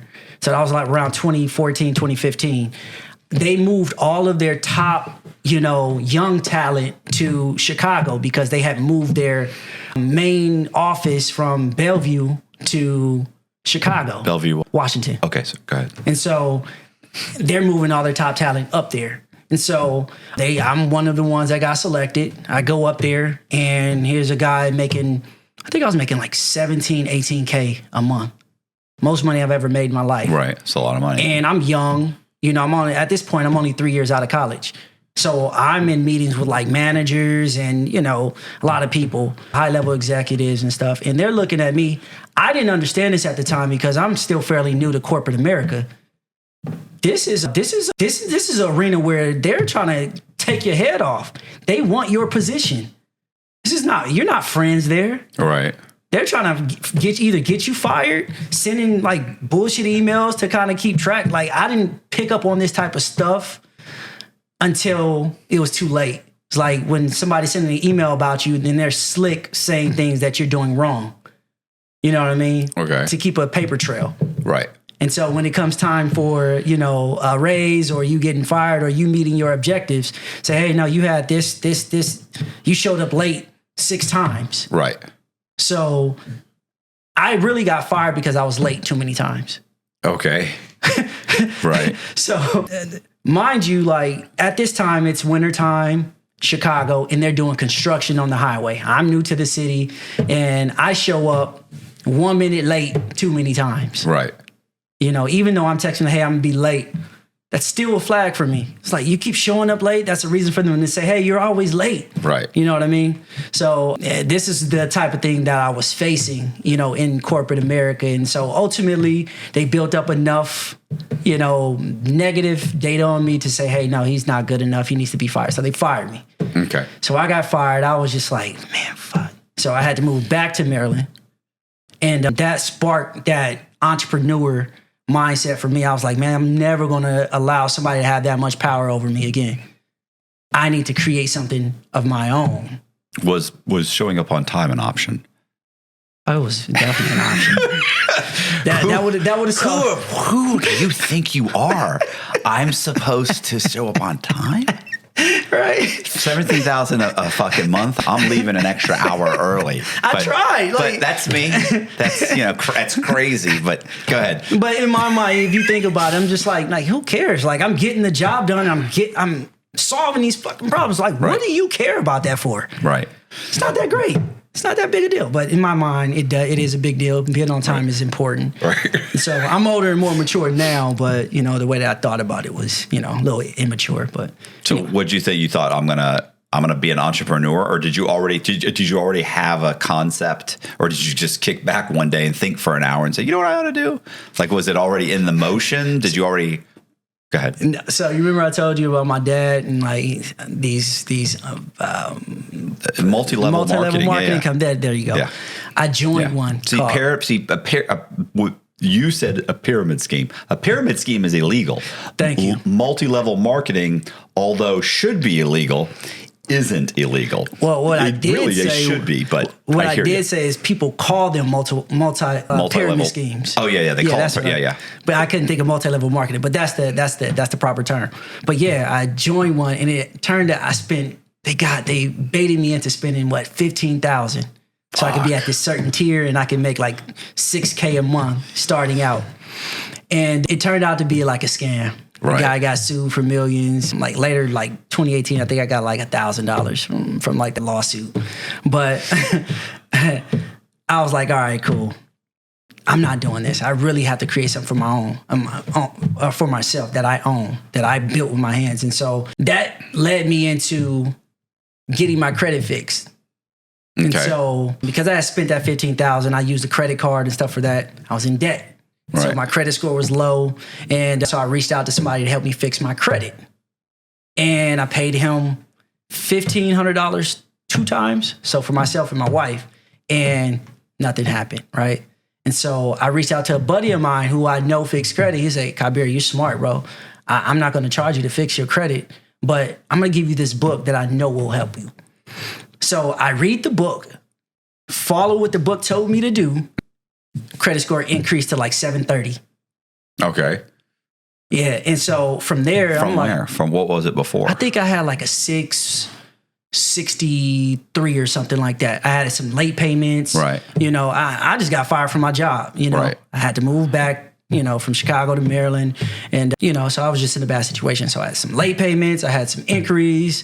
I knew nothing about credit. I'm over here applying for everything. And so I fixed my credit. It goes up. I apply for all these credit cards and stuff like that. But what I also did was I was like, man, I see an opportunity here. If I can do this, I think a lot of other people can do this too. And I was like, okay, I started fixing credit for people. I started fixing my family's credit. And I was like, okay, is there software out here that does this? Because all this manual work, printing out Word documents is not going to cut it. I can't scale like this. And so my software engineering mind came, you know, naturally works, right? So I'm like, if I do something, I want to scale it. And so I looked for software and I found some software and I started leveraging that to manage my clients. As I'm using the software, I'm like, this shit is ridiculously terrible. Like, why are you doing stuff like this? It's slow, all this. So I decided to make my own platform. And all I really needed for myself was just a PDF generator that would print out the letters for me. Right. I just input the information and it'll print out the letters. Right. From there, it just started scaling and scaling. I never intended on creating an entire CRM at the time. Okay. But once I saw what was out there in the market, I was like, man, okay, there's not that many softwares out there. And none of them are trying to solve the problem for the consumer to do it themselves. And so I said, man, I got an opportunity. I know how to create software. I know how to do this. Why don't I merge the two? And that's where Credit Fixer started. And that started back in like late 2016 when I started working on the code. And I worked on the code every day from 9 p.m. to like 2 to 3 a.m. every morning. And I think I did a soft launch in 2021, and then I did official launch August of 2021. And so what is it? They just pay a fee every month? Yes. So Credit Fixer basically empowers consumers to fix their own credit. Like we provide them the knowledge, the tools, and the resources to do it. And it's bigger than just a credit repair software, but I get to that. But yeah, it's a subscription service where you pay monthly or annually, and you basically import your credit report, your 3-bureau credit report. Our software AI will actually do a credit analysis for you, show you exactly what's hurting your credit scores, and then it's going to also provide you the dispute flows for you to follow to dispute these negative items. That goes for bankruptcies, charge-offs, late payments, inquiry removals, freaking repos, you know? Right. all of these different things that credit repair companies would do for you, our software helps you do it yourself. We have progress reports every 30 days. We'll show you exactly what got removed from your credit report. We got reminders that will send you text messages. Well, I actually took that out, but I'm actually revamping that to send you email messages, text messages to remind you, hey, go re-import your next report, see what got deleted, take a look at your progress report. So this thing is really pretty much doing everything for you so that you don't have to pay a credit repair company $1,500 or any type of money to do it for you. You now have the knowledge and the ability to do it yourself. So that is my mission with Credit Fixrr as a foundation. And so, man, I'm so innovative with this thing. I have ChatGPT in there. I created Credit Fixrr Academy, where now some people might be familiar with Udemy.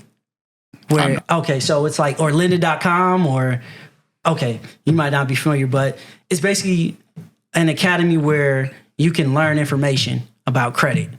Okay. Right. And so I created it in a way to where now I can have other educators can put their content in there and you can learn from other people. Okay. So all things credit. So my vision for Credit Fixrr is to create a credit application that informs people, empowers people with knowledge, the tools, resources, everything credit. So once they fix their credit, they don't have to subscribe anymore? No, they don't have to. Okay. So, I mean, okay. How much is it a month? It's $49 per month. Okay. Or you can buy annually for $4.99. Okay. Yeah, I was going to say that.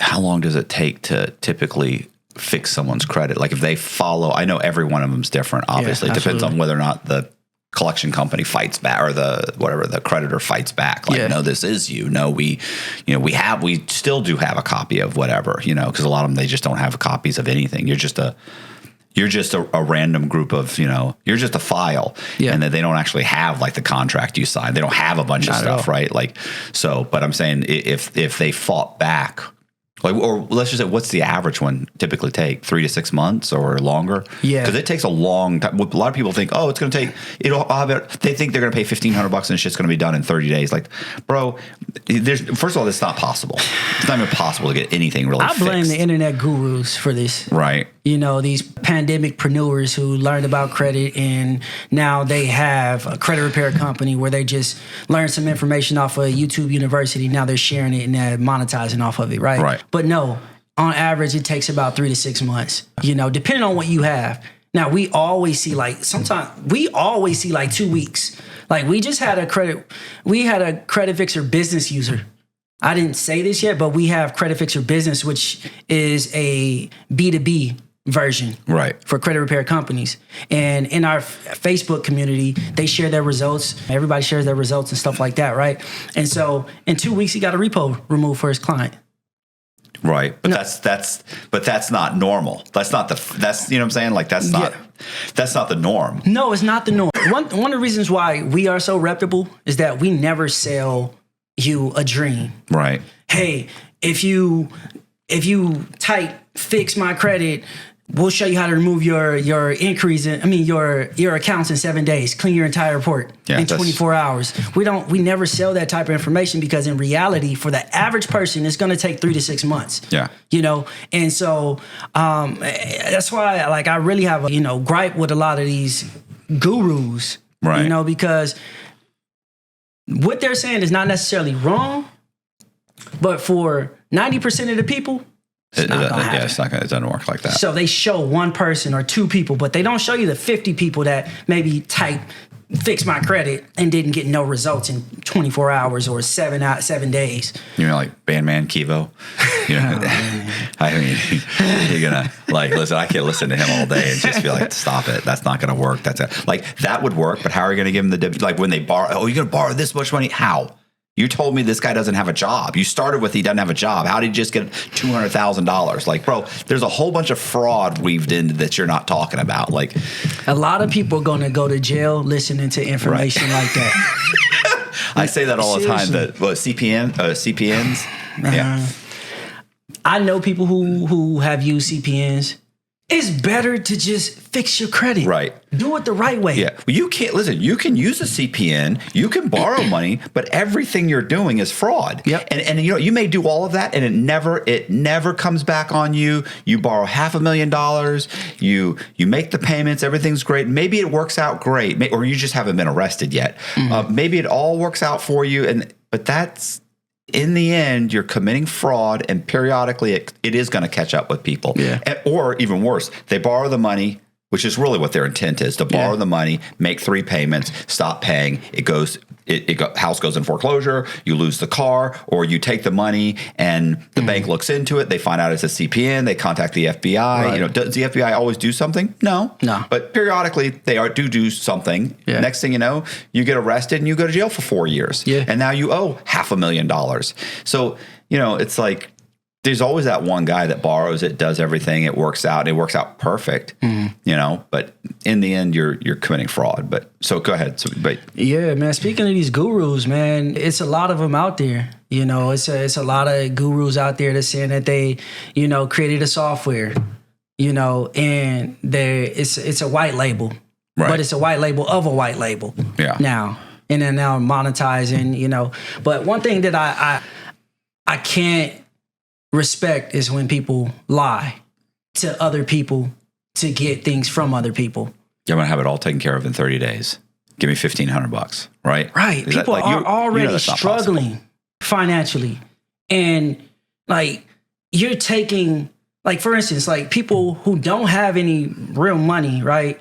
They're getting their credit fixed. And then now you want to fund them for $200,000. I'm going to get you $200,000 worth of funding. Why would you want to do that to that person? They don't have any real goals as far as business. They don't really understand business. What are they going to do with $200,000 worth of credit or loans? Right. They're going to start or lines of credit. They're going to start a business. It's going to fail, and their credit's going to be ruined again. You know? And you're going to end up going to creditfixrr.com to fix your credit. You know, but. So I'm not happy about that. Right. Because I think that there's a better way to approach things. There's a better way to understand credit. You know, and that's why it's always been my mission to empower people so that you understand that you're not learning from somebody to tell you like, hey, you need to do this. No, you need to know how to make the right decisions on whether you should do it or not. It's not that getting funding is wrong. You should. But the cool part about it is that they're going to fund you all this money because they're going to get 20% of what they help you fund. I mean, 10%. I was about to say even 10% because most of them are 10%. They ask for 10%. So 10% of $200,000, they're going to make $20,000 and they're not on the hook for nothing. They're not responsible for anything. So it's on you. So you already behind the 8 ball and you got to pay that. You got to pay on that 20% that has interest. And a lot of times when you get you're new to credit, it's about 19%. You know, guys that I know guys that have contacted Bandman Kivo. They're like, bro, I paid for his class. I did this, I did that. It didn't work. So then he said, oh, well, you need to, you know, if you obviously did something wrong, you need to contact me. And, you know, and he's like, but then to contact him, it's $500 to talk to him for like 15 minutes or something. He's like, so I get on the phone and I explain on whatever it is, FaceTime or whatever, and I explain what happened. He's like, I went to the bank and this, and then they denied me. You know, he's like, oh, well, you need to find another bank. He's like, yeah, but you said it would work. He's like, well, that's just a bad bank. You got to get another bank. And he's like, and, you know, he's like, so he's like, what bank? Like, he's like, they start arguing, and then he starts saying, well, you fucked up. How did I fuck up? I did everything you said. Right. He's like, well, you did something wrong. What did I? First of all, you just got me for another $500 because you said you could answer my questions. You're not answering my questions. Damn, that's a cold operation. Yeah, and then there. after 15 minutes, he's like, yo, bro, you know, if you want to pay for an extra $500, we can try and figure this out. And he's like, and then they end up hanging up, and they realize, like, wow, he just got me. Damn, like that's a cold operation. I don't know him. I've heard of him. I've seen him online a lot. Apparently, he got a software now. So it's just like, you know. Probably has your software. No, he definitely have mine.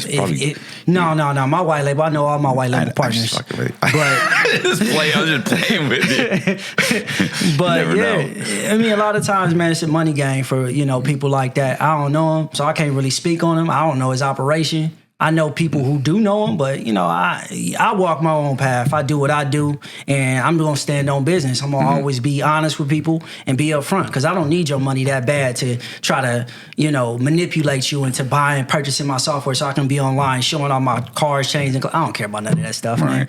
My mission is just to empower people with the right information so that they can do better for themselves. Yeah. Oh, I was gonna say, well, a lot of times what's funny is like you fix someone's credit.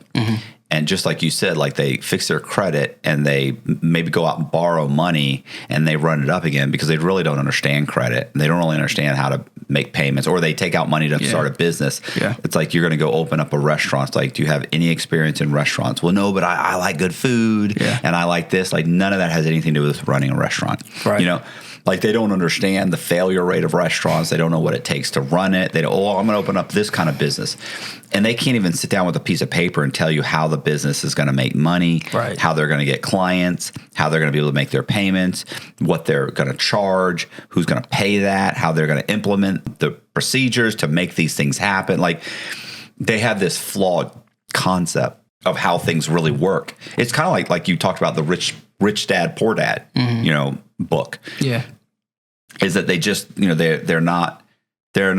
have this delusional concept of what being a business owner is, or having good credit, or buying nice cars, or these things are. It boils down to it's just a whole lot of work and responsibility that, like we were talking about earlier, that most people are just not educated enough to understand. Most people are educated enough to pay their basic bills. Yeah. They can't conceive of retiring. They think, I'll get Social Security. Like, and I say this all the time. Like, you have to understand, Social Security is designed for people that own their own home. Yeah. So that's if you go to high school, you get a job, you marry your high school sweetheart, you're married, you have 2 kids, you both work a full-time job, potentially. Maybe your wife works part-time. You buy a house, you buy your own home with a VA loan or FHA, assuming you went to in the military, or an FHA loan, or you have good credit, which you, by the way, weren't educated on how to get. Let's say your father, whatever, helped you, or somebody trained you on how to get good credit. I wish. But let's say you get an FHA loan, you bought 97%, you put 3% down, you buy a house, and then over the next 30 years, you pay that house off. So by the time you retire from your W-2 job, you have a home that's paid off. Right. Now you're just collecting the money that you receive from. Now you're always going to say social. Now you get Social Security. And now you don't have anything to pay. Right. Your wife and you now get just enough money to pay for food and, Medicare or whatever your health care is. And really that's it. That's if you have that's still struggling. Struggling with no rent payment or mortgage payment. Right. So most people, they rent. They listen to people like Grant Cardone, who says, you don't need to buy a house. Like, you're an idiot. And then when they retire, they get they find out what they're going to get for Social Security, and they go, well, this it's not enough to pay my rent, pay for health care, and pay for food. Right. Like, this isn't enough. Right. Because Social Security retirement is based on you owning your own home, which you don't own one. So now what do you do? This is where strategy comes into play, and this is where information and understanding credit and how this whole system works. So like I mentioned earlier, when you learn how to approach a thing, you know how to handle it. And so a lot of these people, like, even in this space, they say, success loves speed. I say taking your time and making strategic, decisions and slow growth is better as long there's more longevity in that, because there's a lot of people who I know who were millionaires. Right. And they came into those millions very fast. It's gone. And currently work jobs right now. Yeah. Because they didn't understand the importance of paying your taxes.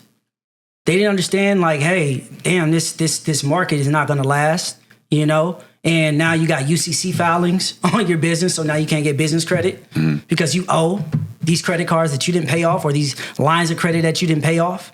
So there's so much. It's so important to understand these types of things before you jump in that pool. Well, I think that's like social media, because, like, I'll bet you the one story almost nobody remembers is like the tortoise and the hare. Yeah. You know what I'm saying? Like in the end, the tortoise and hare, like the tortoise wins. Like making those incremental small decisions on a daily basis that move you towards your ultimate goal.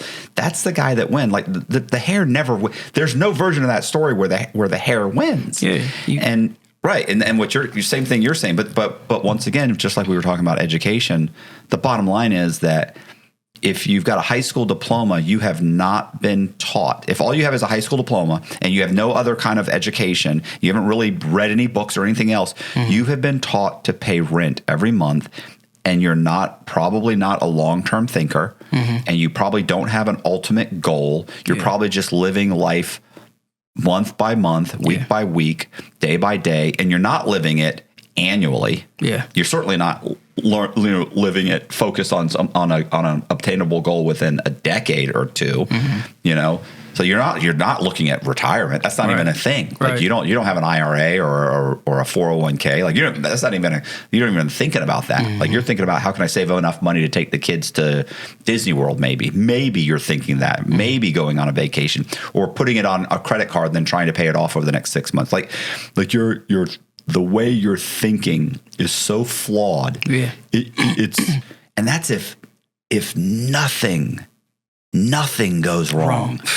Nothing. That's the part that people don't even consider. They don't think about, okay, what if something went wrong? What if I get in a car accident and I break my leg and you think, I got insurance. You don't have insurance to replace your job, you know, or God forbid you get cancer or you liver failure or any number of ailments that could really, really harm you.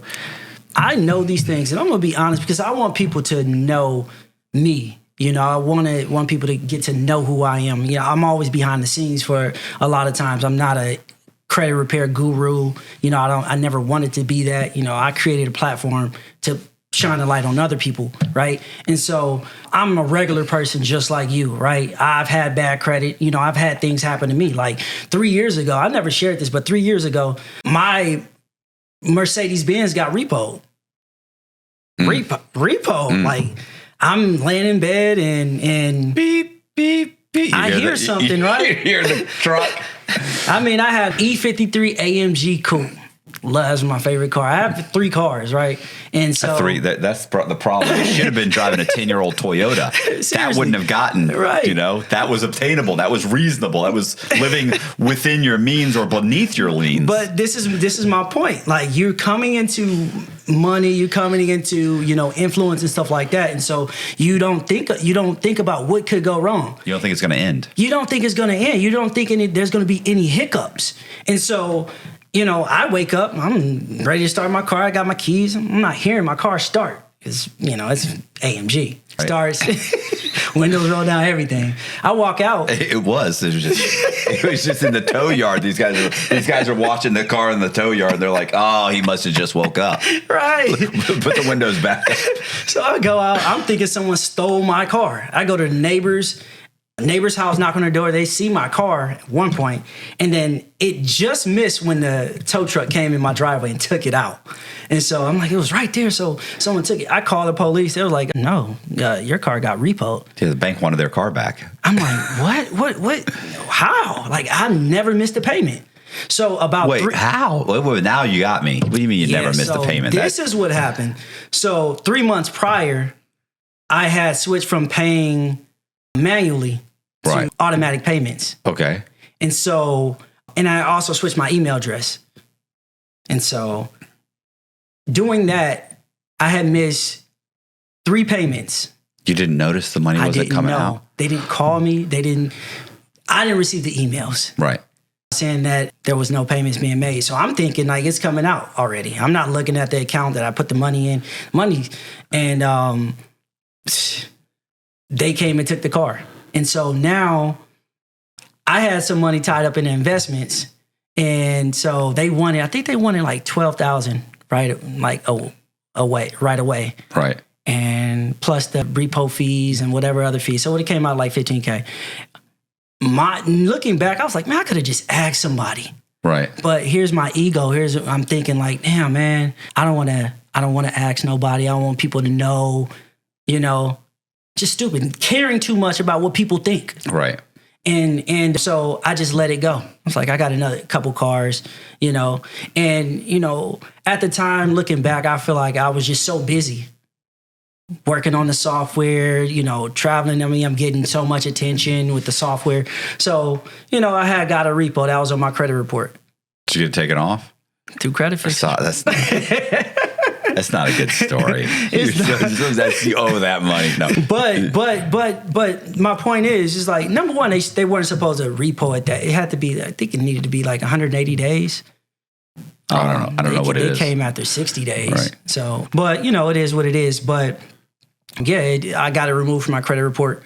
Now, it doesn't mean that you still don't owe the debt. Now, let's be clear. Like, these major credit reporting agencies, Experian, TransUnion, Equifax, these are for-profit companies. Right. You never asked them to report this information about you. This is your personal information. This is between you and the banks, And so obviously the banks is going to report it every month. But these are two companies that's making money together, So you getting taken off your credit report, that's between you and them, So I feel like my perspective about, getting items removed from your credit report, it doesn't remove your ability to have to pay the debt, but. Right. But you can eliminate the reporting of it. Exactly. Right. Which, let's face it, that's all that matters. If I go to borrow another car or go to get a credit card or whatever, exactly. It's so funny the way people think. And man, I trying to think of how to tell you this without mentioning who or someone figuring out who the person is. Mm-hmm. So there's a young person that's a problem, like an issue, right? And like I had this conversation where it was like, you grew up without a lot of money. Mm-hmm. The people in your life do not have enough knowledge to put you on the right path, mm-hmm. and that. There's something called, obviously generational wealth, right? Yeah. Rich people that come from rich people tend to stay rich people. Of course. Right. And there's always there's always that idea. Well, there's always that idea or that, that one family earns it. Or I'm sorry, one generation earns it, one generation spends it, one generation loses it, but that's not always the case, right? Like if you're properly educated and indoctrinated into generational wealth, and you'll probably maintain. And let's face it, being poor in those circumstances is not what you and I would consider being poor. Mm-hmm. It's more like your family comes from, billionaires and you're down to being a millionaire. Like you're still rich. Yeah. They don't think they are, but they are. So in most circumstances, very seldom do those people end up on the street or working a regular W-2 job. But the thing is, if you're poor, most poor people stay poor. Yeah. They just do. Are there periodically, do poor people or someone who was raised poor, do they get out of that situation? Sure. There's many, many instances, but when you look at but they're the exception. If you took 100 people that were raised below the poverty line, maybe one gets out, maybe two, but that's probably high. Yeah. To be honest with you. Yeah. And maybe 10% or 10 of those people end up being able to be middle class, but most of them stay poor. Yeah. Probably 4 or 5% maybe they in and out of jail their whole life. So the rest of them are basically just struggling, lower middle class, or just blatantly on some kind of government subsidy. Yeah. But the truth is, if those people had been properly educated, and they don't even have to be given opportunities, if they just worked, are in high school, a part-time job, and then got a full-time job. They don't have to go to college even, but they learn some kind of a trade. Yeah, I think that's important.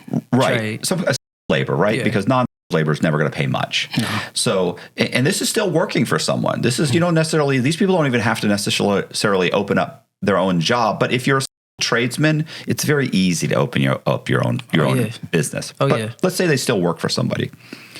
If you did a few things correctly and you educated yourself on credit, the difference between the same guy that becomes a tradesman and has no credit or bad credit and the laborer that has credit over the next 30 years of their life, and like I said, most people don't think this way. Most people educated in high school, especially bad high schools, don't think this way, with no real influence from family members that know how things work or how credit works, right?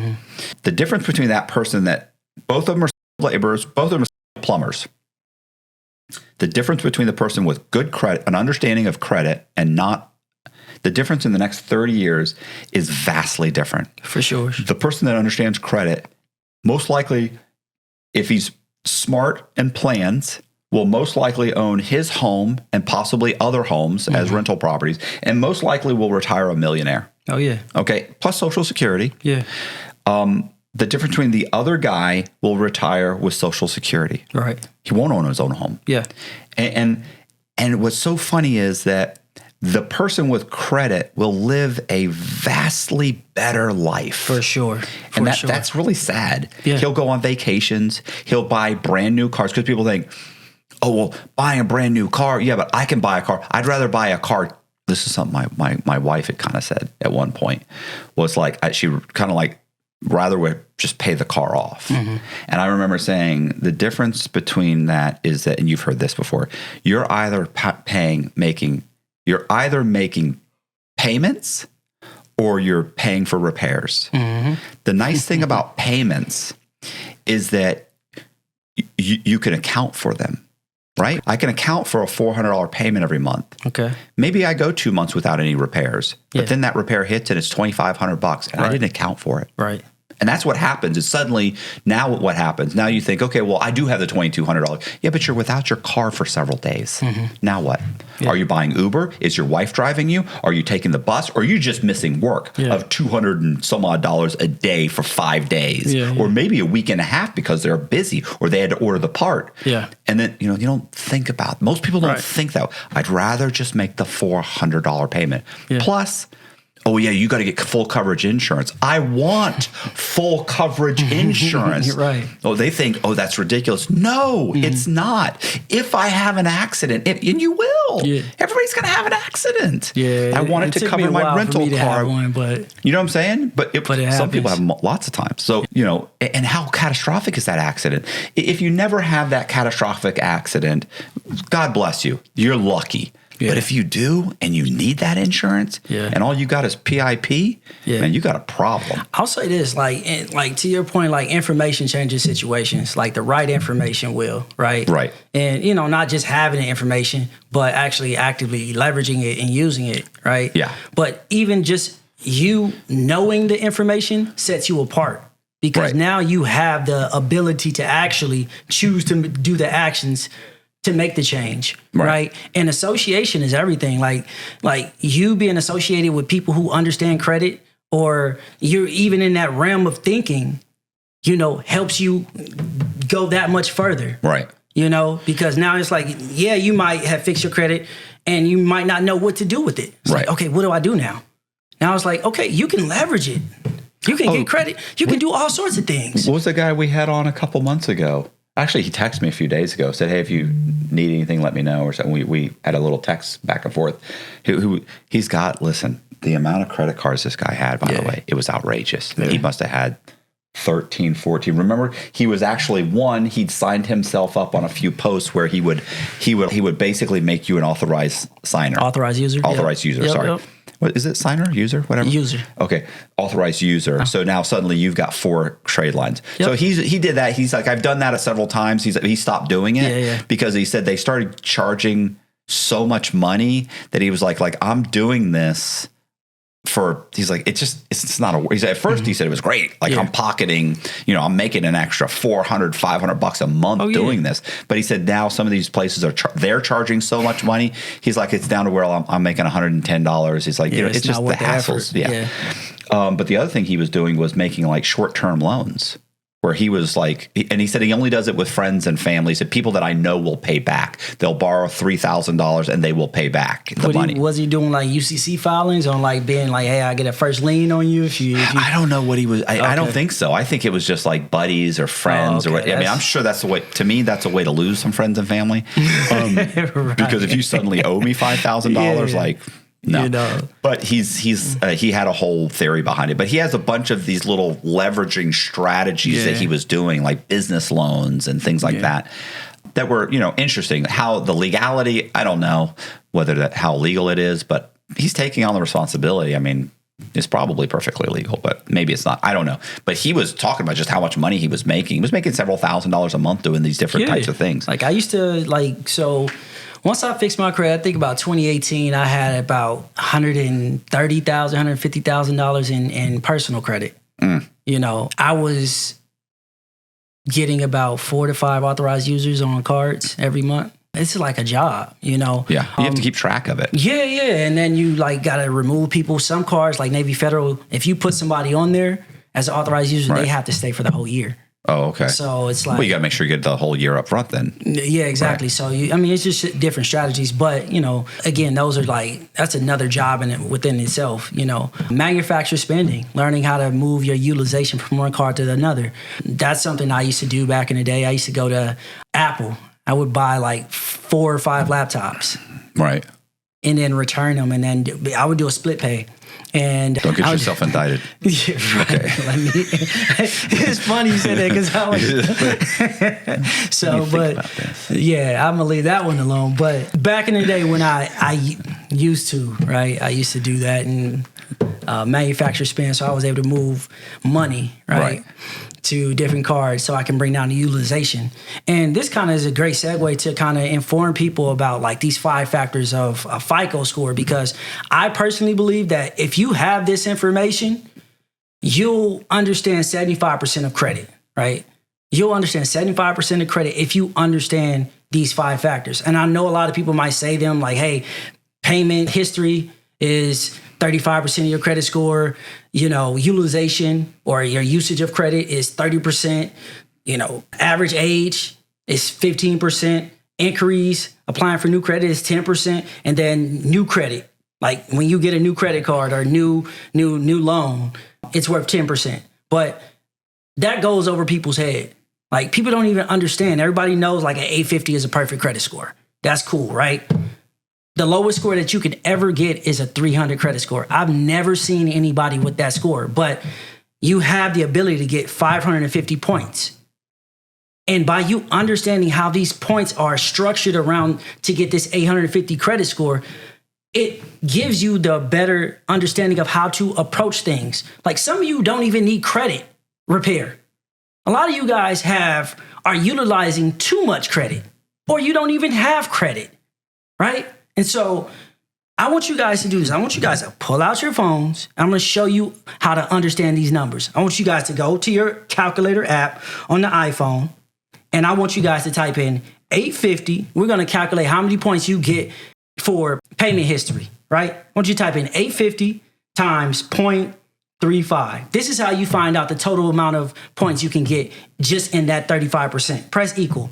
It's about 280 points. You'll see 297.5. That's 280 points just from you paying on time. Don't get a late payment. Late payments are terrible. They can drop your score from 100 to 150 points just for one late payment. So if you ever get a late payment, you want to call them, either call them and say, hey, I got a billing error. There's a billing error. I never received a bill in the mail, so something happened, right? And you want to call them immediately, right? The quicker, the better. Or if it's on your credit report, use 15 USC 1666B as a dispute reason, okay? All right, so that's that. Never get a late payment. It's easy. That's an easy one to keep 280 points, all right? Now, or let me say this. If you have any issues paying, call them ahead of time. They'll work with you. Because if you got to think about it from their standpoint, they have to let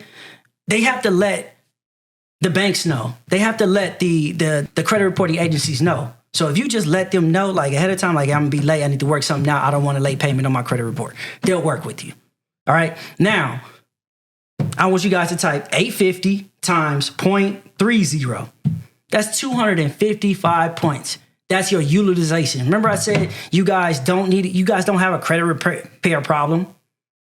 You don't need credit repair. Your credit score is low because maybe you have one credit card and you're utilizing 100% of that credit card.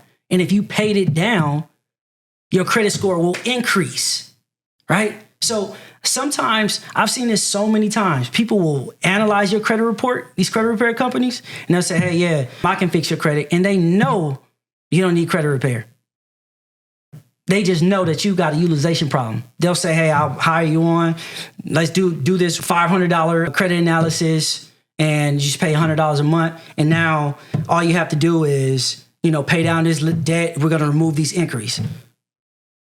That's it. You just had a bunch of inquiries and you got this utilization issue. But some of you guys don't know this, all right? So now, credit age,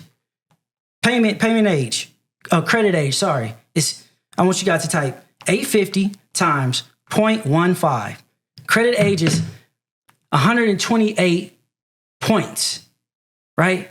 So the average age you want to have at minimum is 7 years.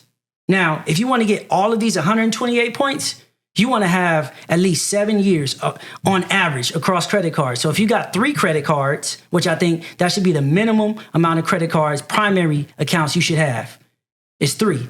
Let's get a car loan, a credit card, and a small loan. You can get a Navy Federal pledge loan, an installment loan, right? And so that's a good mix of credit, right?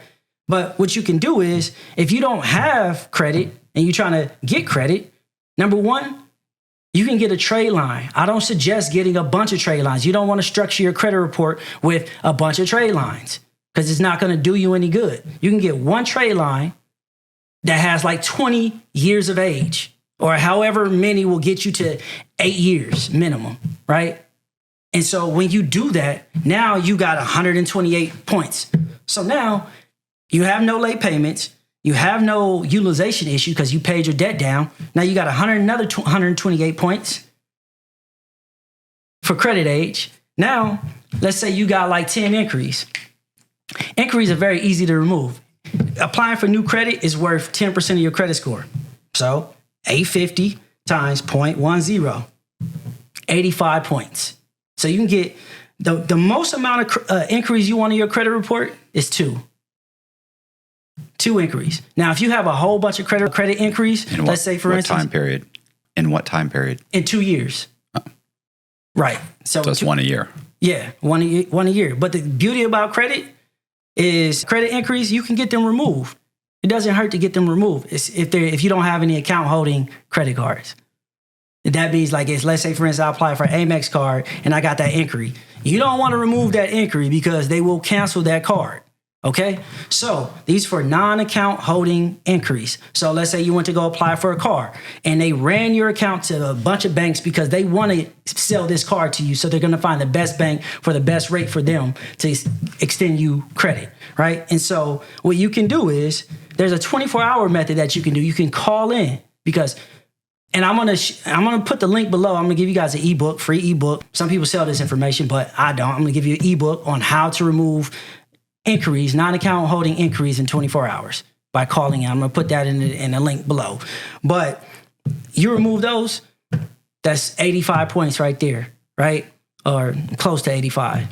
Now, credit mix, new credit, that's 10% as well. So that's 85 points there. So, give or take, you're around 707 points right now.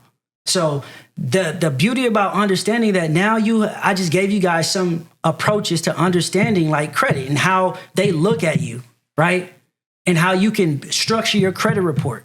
Sometimes you don't need, like I said, sometimes you don't need credit repair. Sometimes you just need to remove some inquiries. You can get that done in 24 hours. The best times to apply for credit is between 11 p.m. and 4 a.m. It's the best times to apply. Credit Fixrr is not just a credit repair platform. This software is literally a financial literacy platform. I'm going to do some amazing things with this. I'm the creator. I'm the founder of it. I want to gamify this platform. I want to put this platform in schools to educate college students, educate high school students. I do have a business version for credit repair companies. Although I push this for consumers, I do have a business version. Right. And we have over 200, businesses using our software to fix credit for their clients. So, the platform has grown, is scaling. I'm always adding new features to the platform. And man, I literally bootstrapped this software myself. I didn't get any funding, anything like that, and built it, man. And got a great team now. I've been blessed to scale this company to over $1 million. And just slowly growing and making the right decisions and just building and making the right partnerships and stuff like that. So you got to go on Shark Tank. Man, I'm about to do a pitch competition at Invest Fest this year for the Nipsey Hussle 100K pitch competition. And yeah, man, I really built this myself, man. I can't stress the fact that I did this, and there's a lot of people who, I can say this, none of the creators of any platform, none of the CEOs have built their own platform. They're paid somebody to do this thing. And if anybody says that they did, and you see somebody saying that they built and they on these podcasts, they didn't do it. Hey, you guys, I appreciate you watching. If you like the podcast, do me a favor, share it with your friends and family. Also, leave a like. Also, leave me a comment. We're going to leave all of the descriptions for Credit Fixrr. Sorry. We're going to leave. You can cut that. Sorry. Yeah, I'm sorry. All right. Hey, you guys, I really appreciate you guys watching. If you like the podcast, please do me a favor, leave a like, share the video with friends and family. Also, we're going to, in the description box, we're going to leave the link to Credit Fixrr and any social media links or anything else that is connected to it. So just click on the link, go there, check it out. Also, please consider joining my Patreon. It's $10 a month, and we're going to put some special content, exclusive content that didn't make this video, we will put on Patreon. Also, we've got exclusive Patreon content. Every week we upload, or every few days we upload new content. So check that out. Once again, $10. It really does help us produce a podcast. I appreciate you guys watching. Thank you very much. See ya.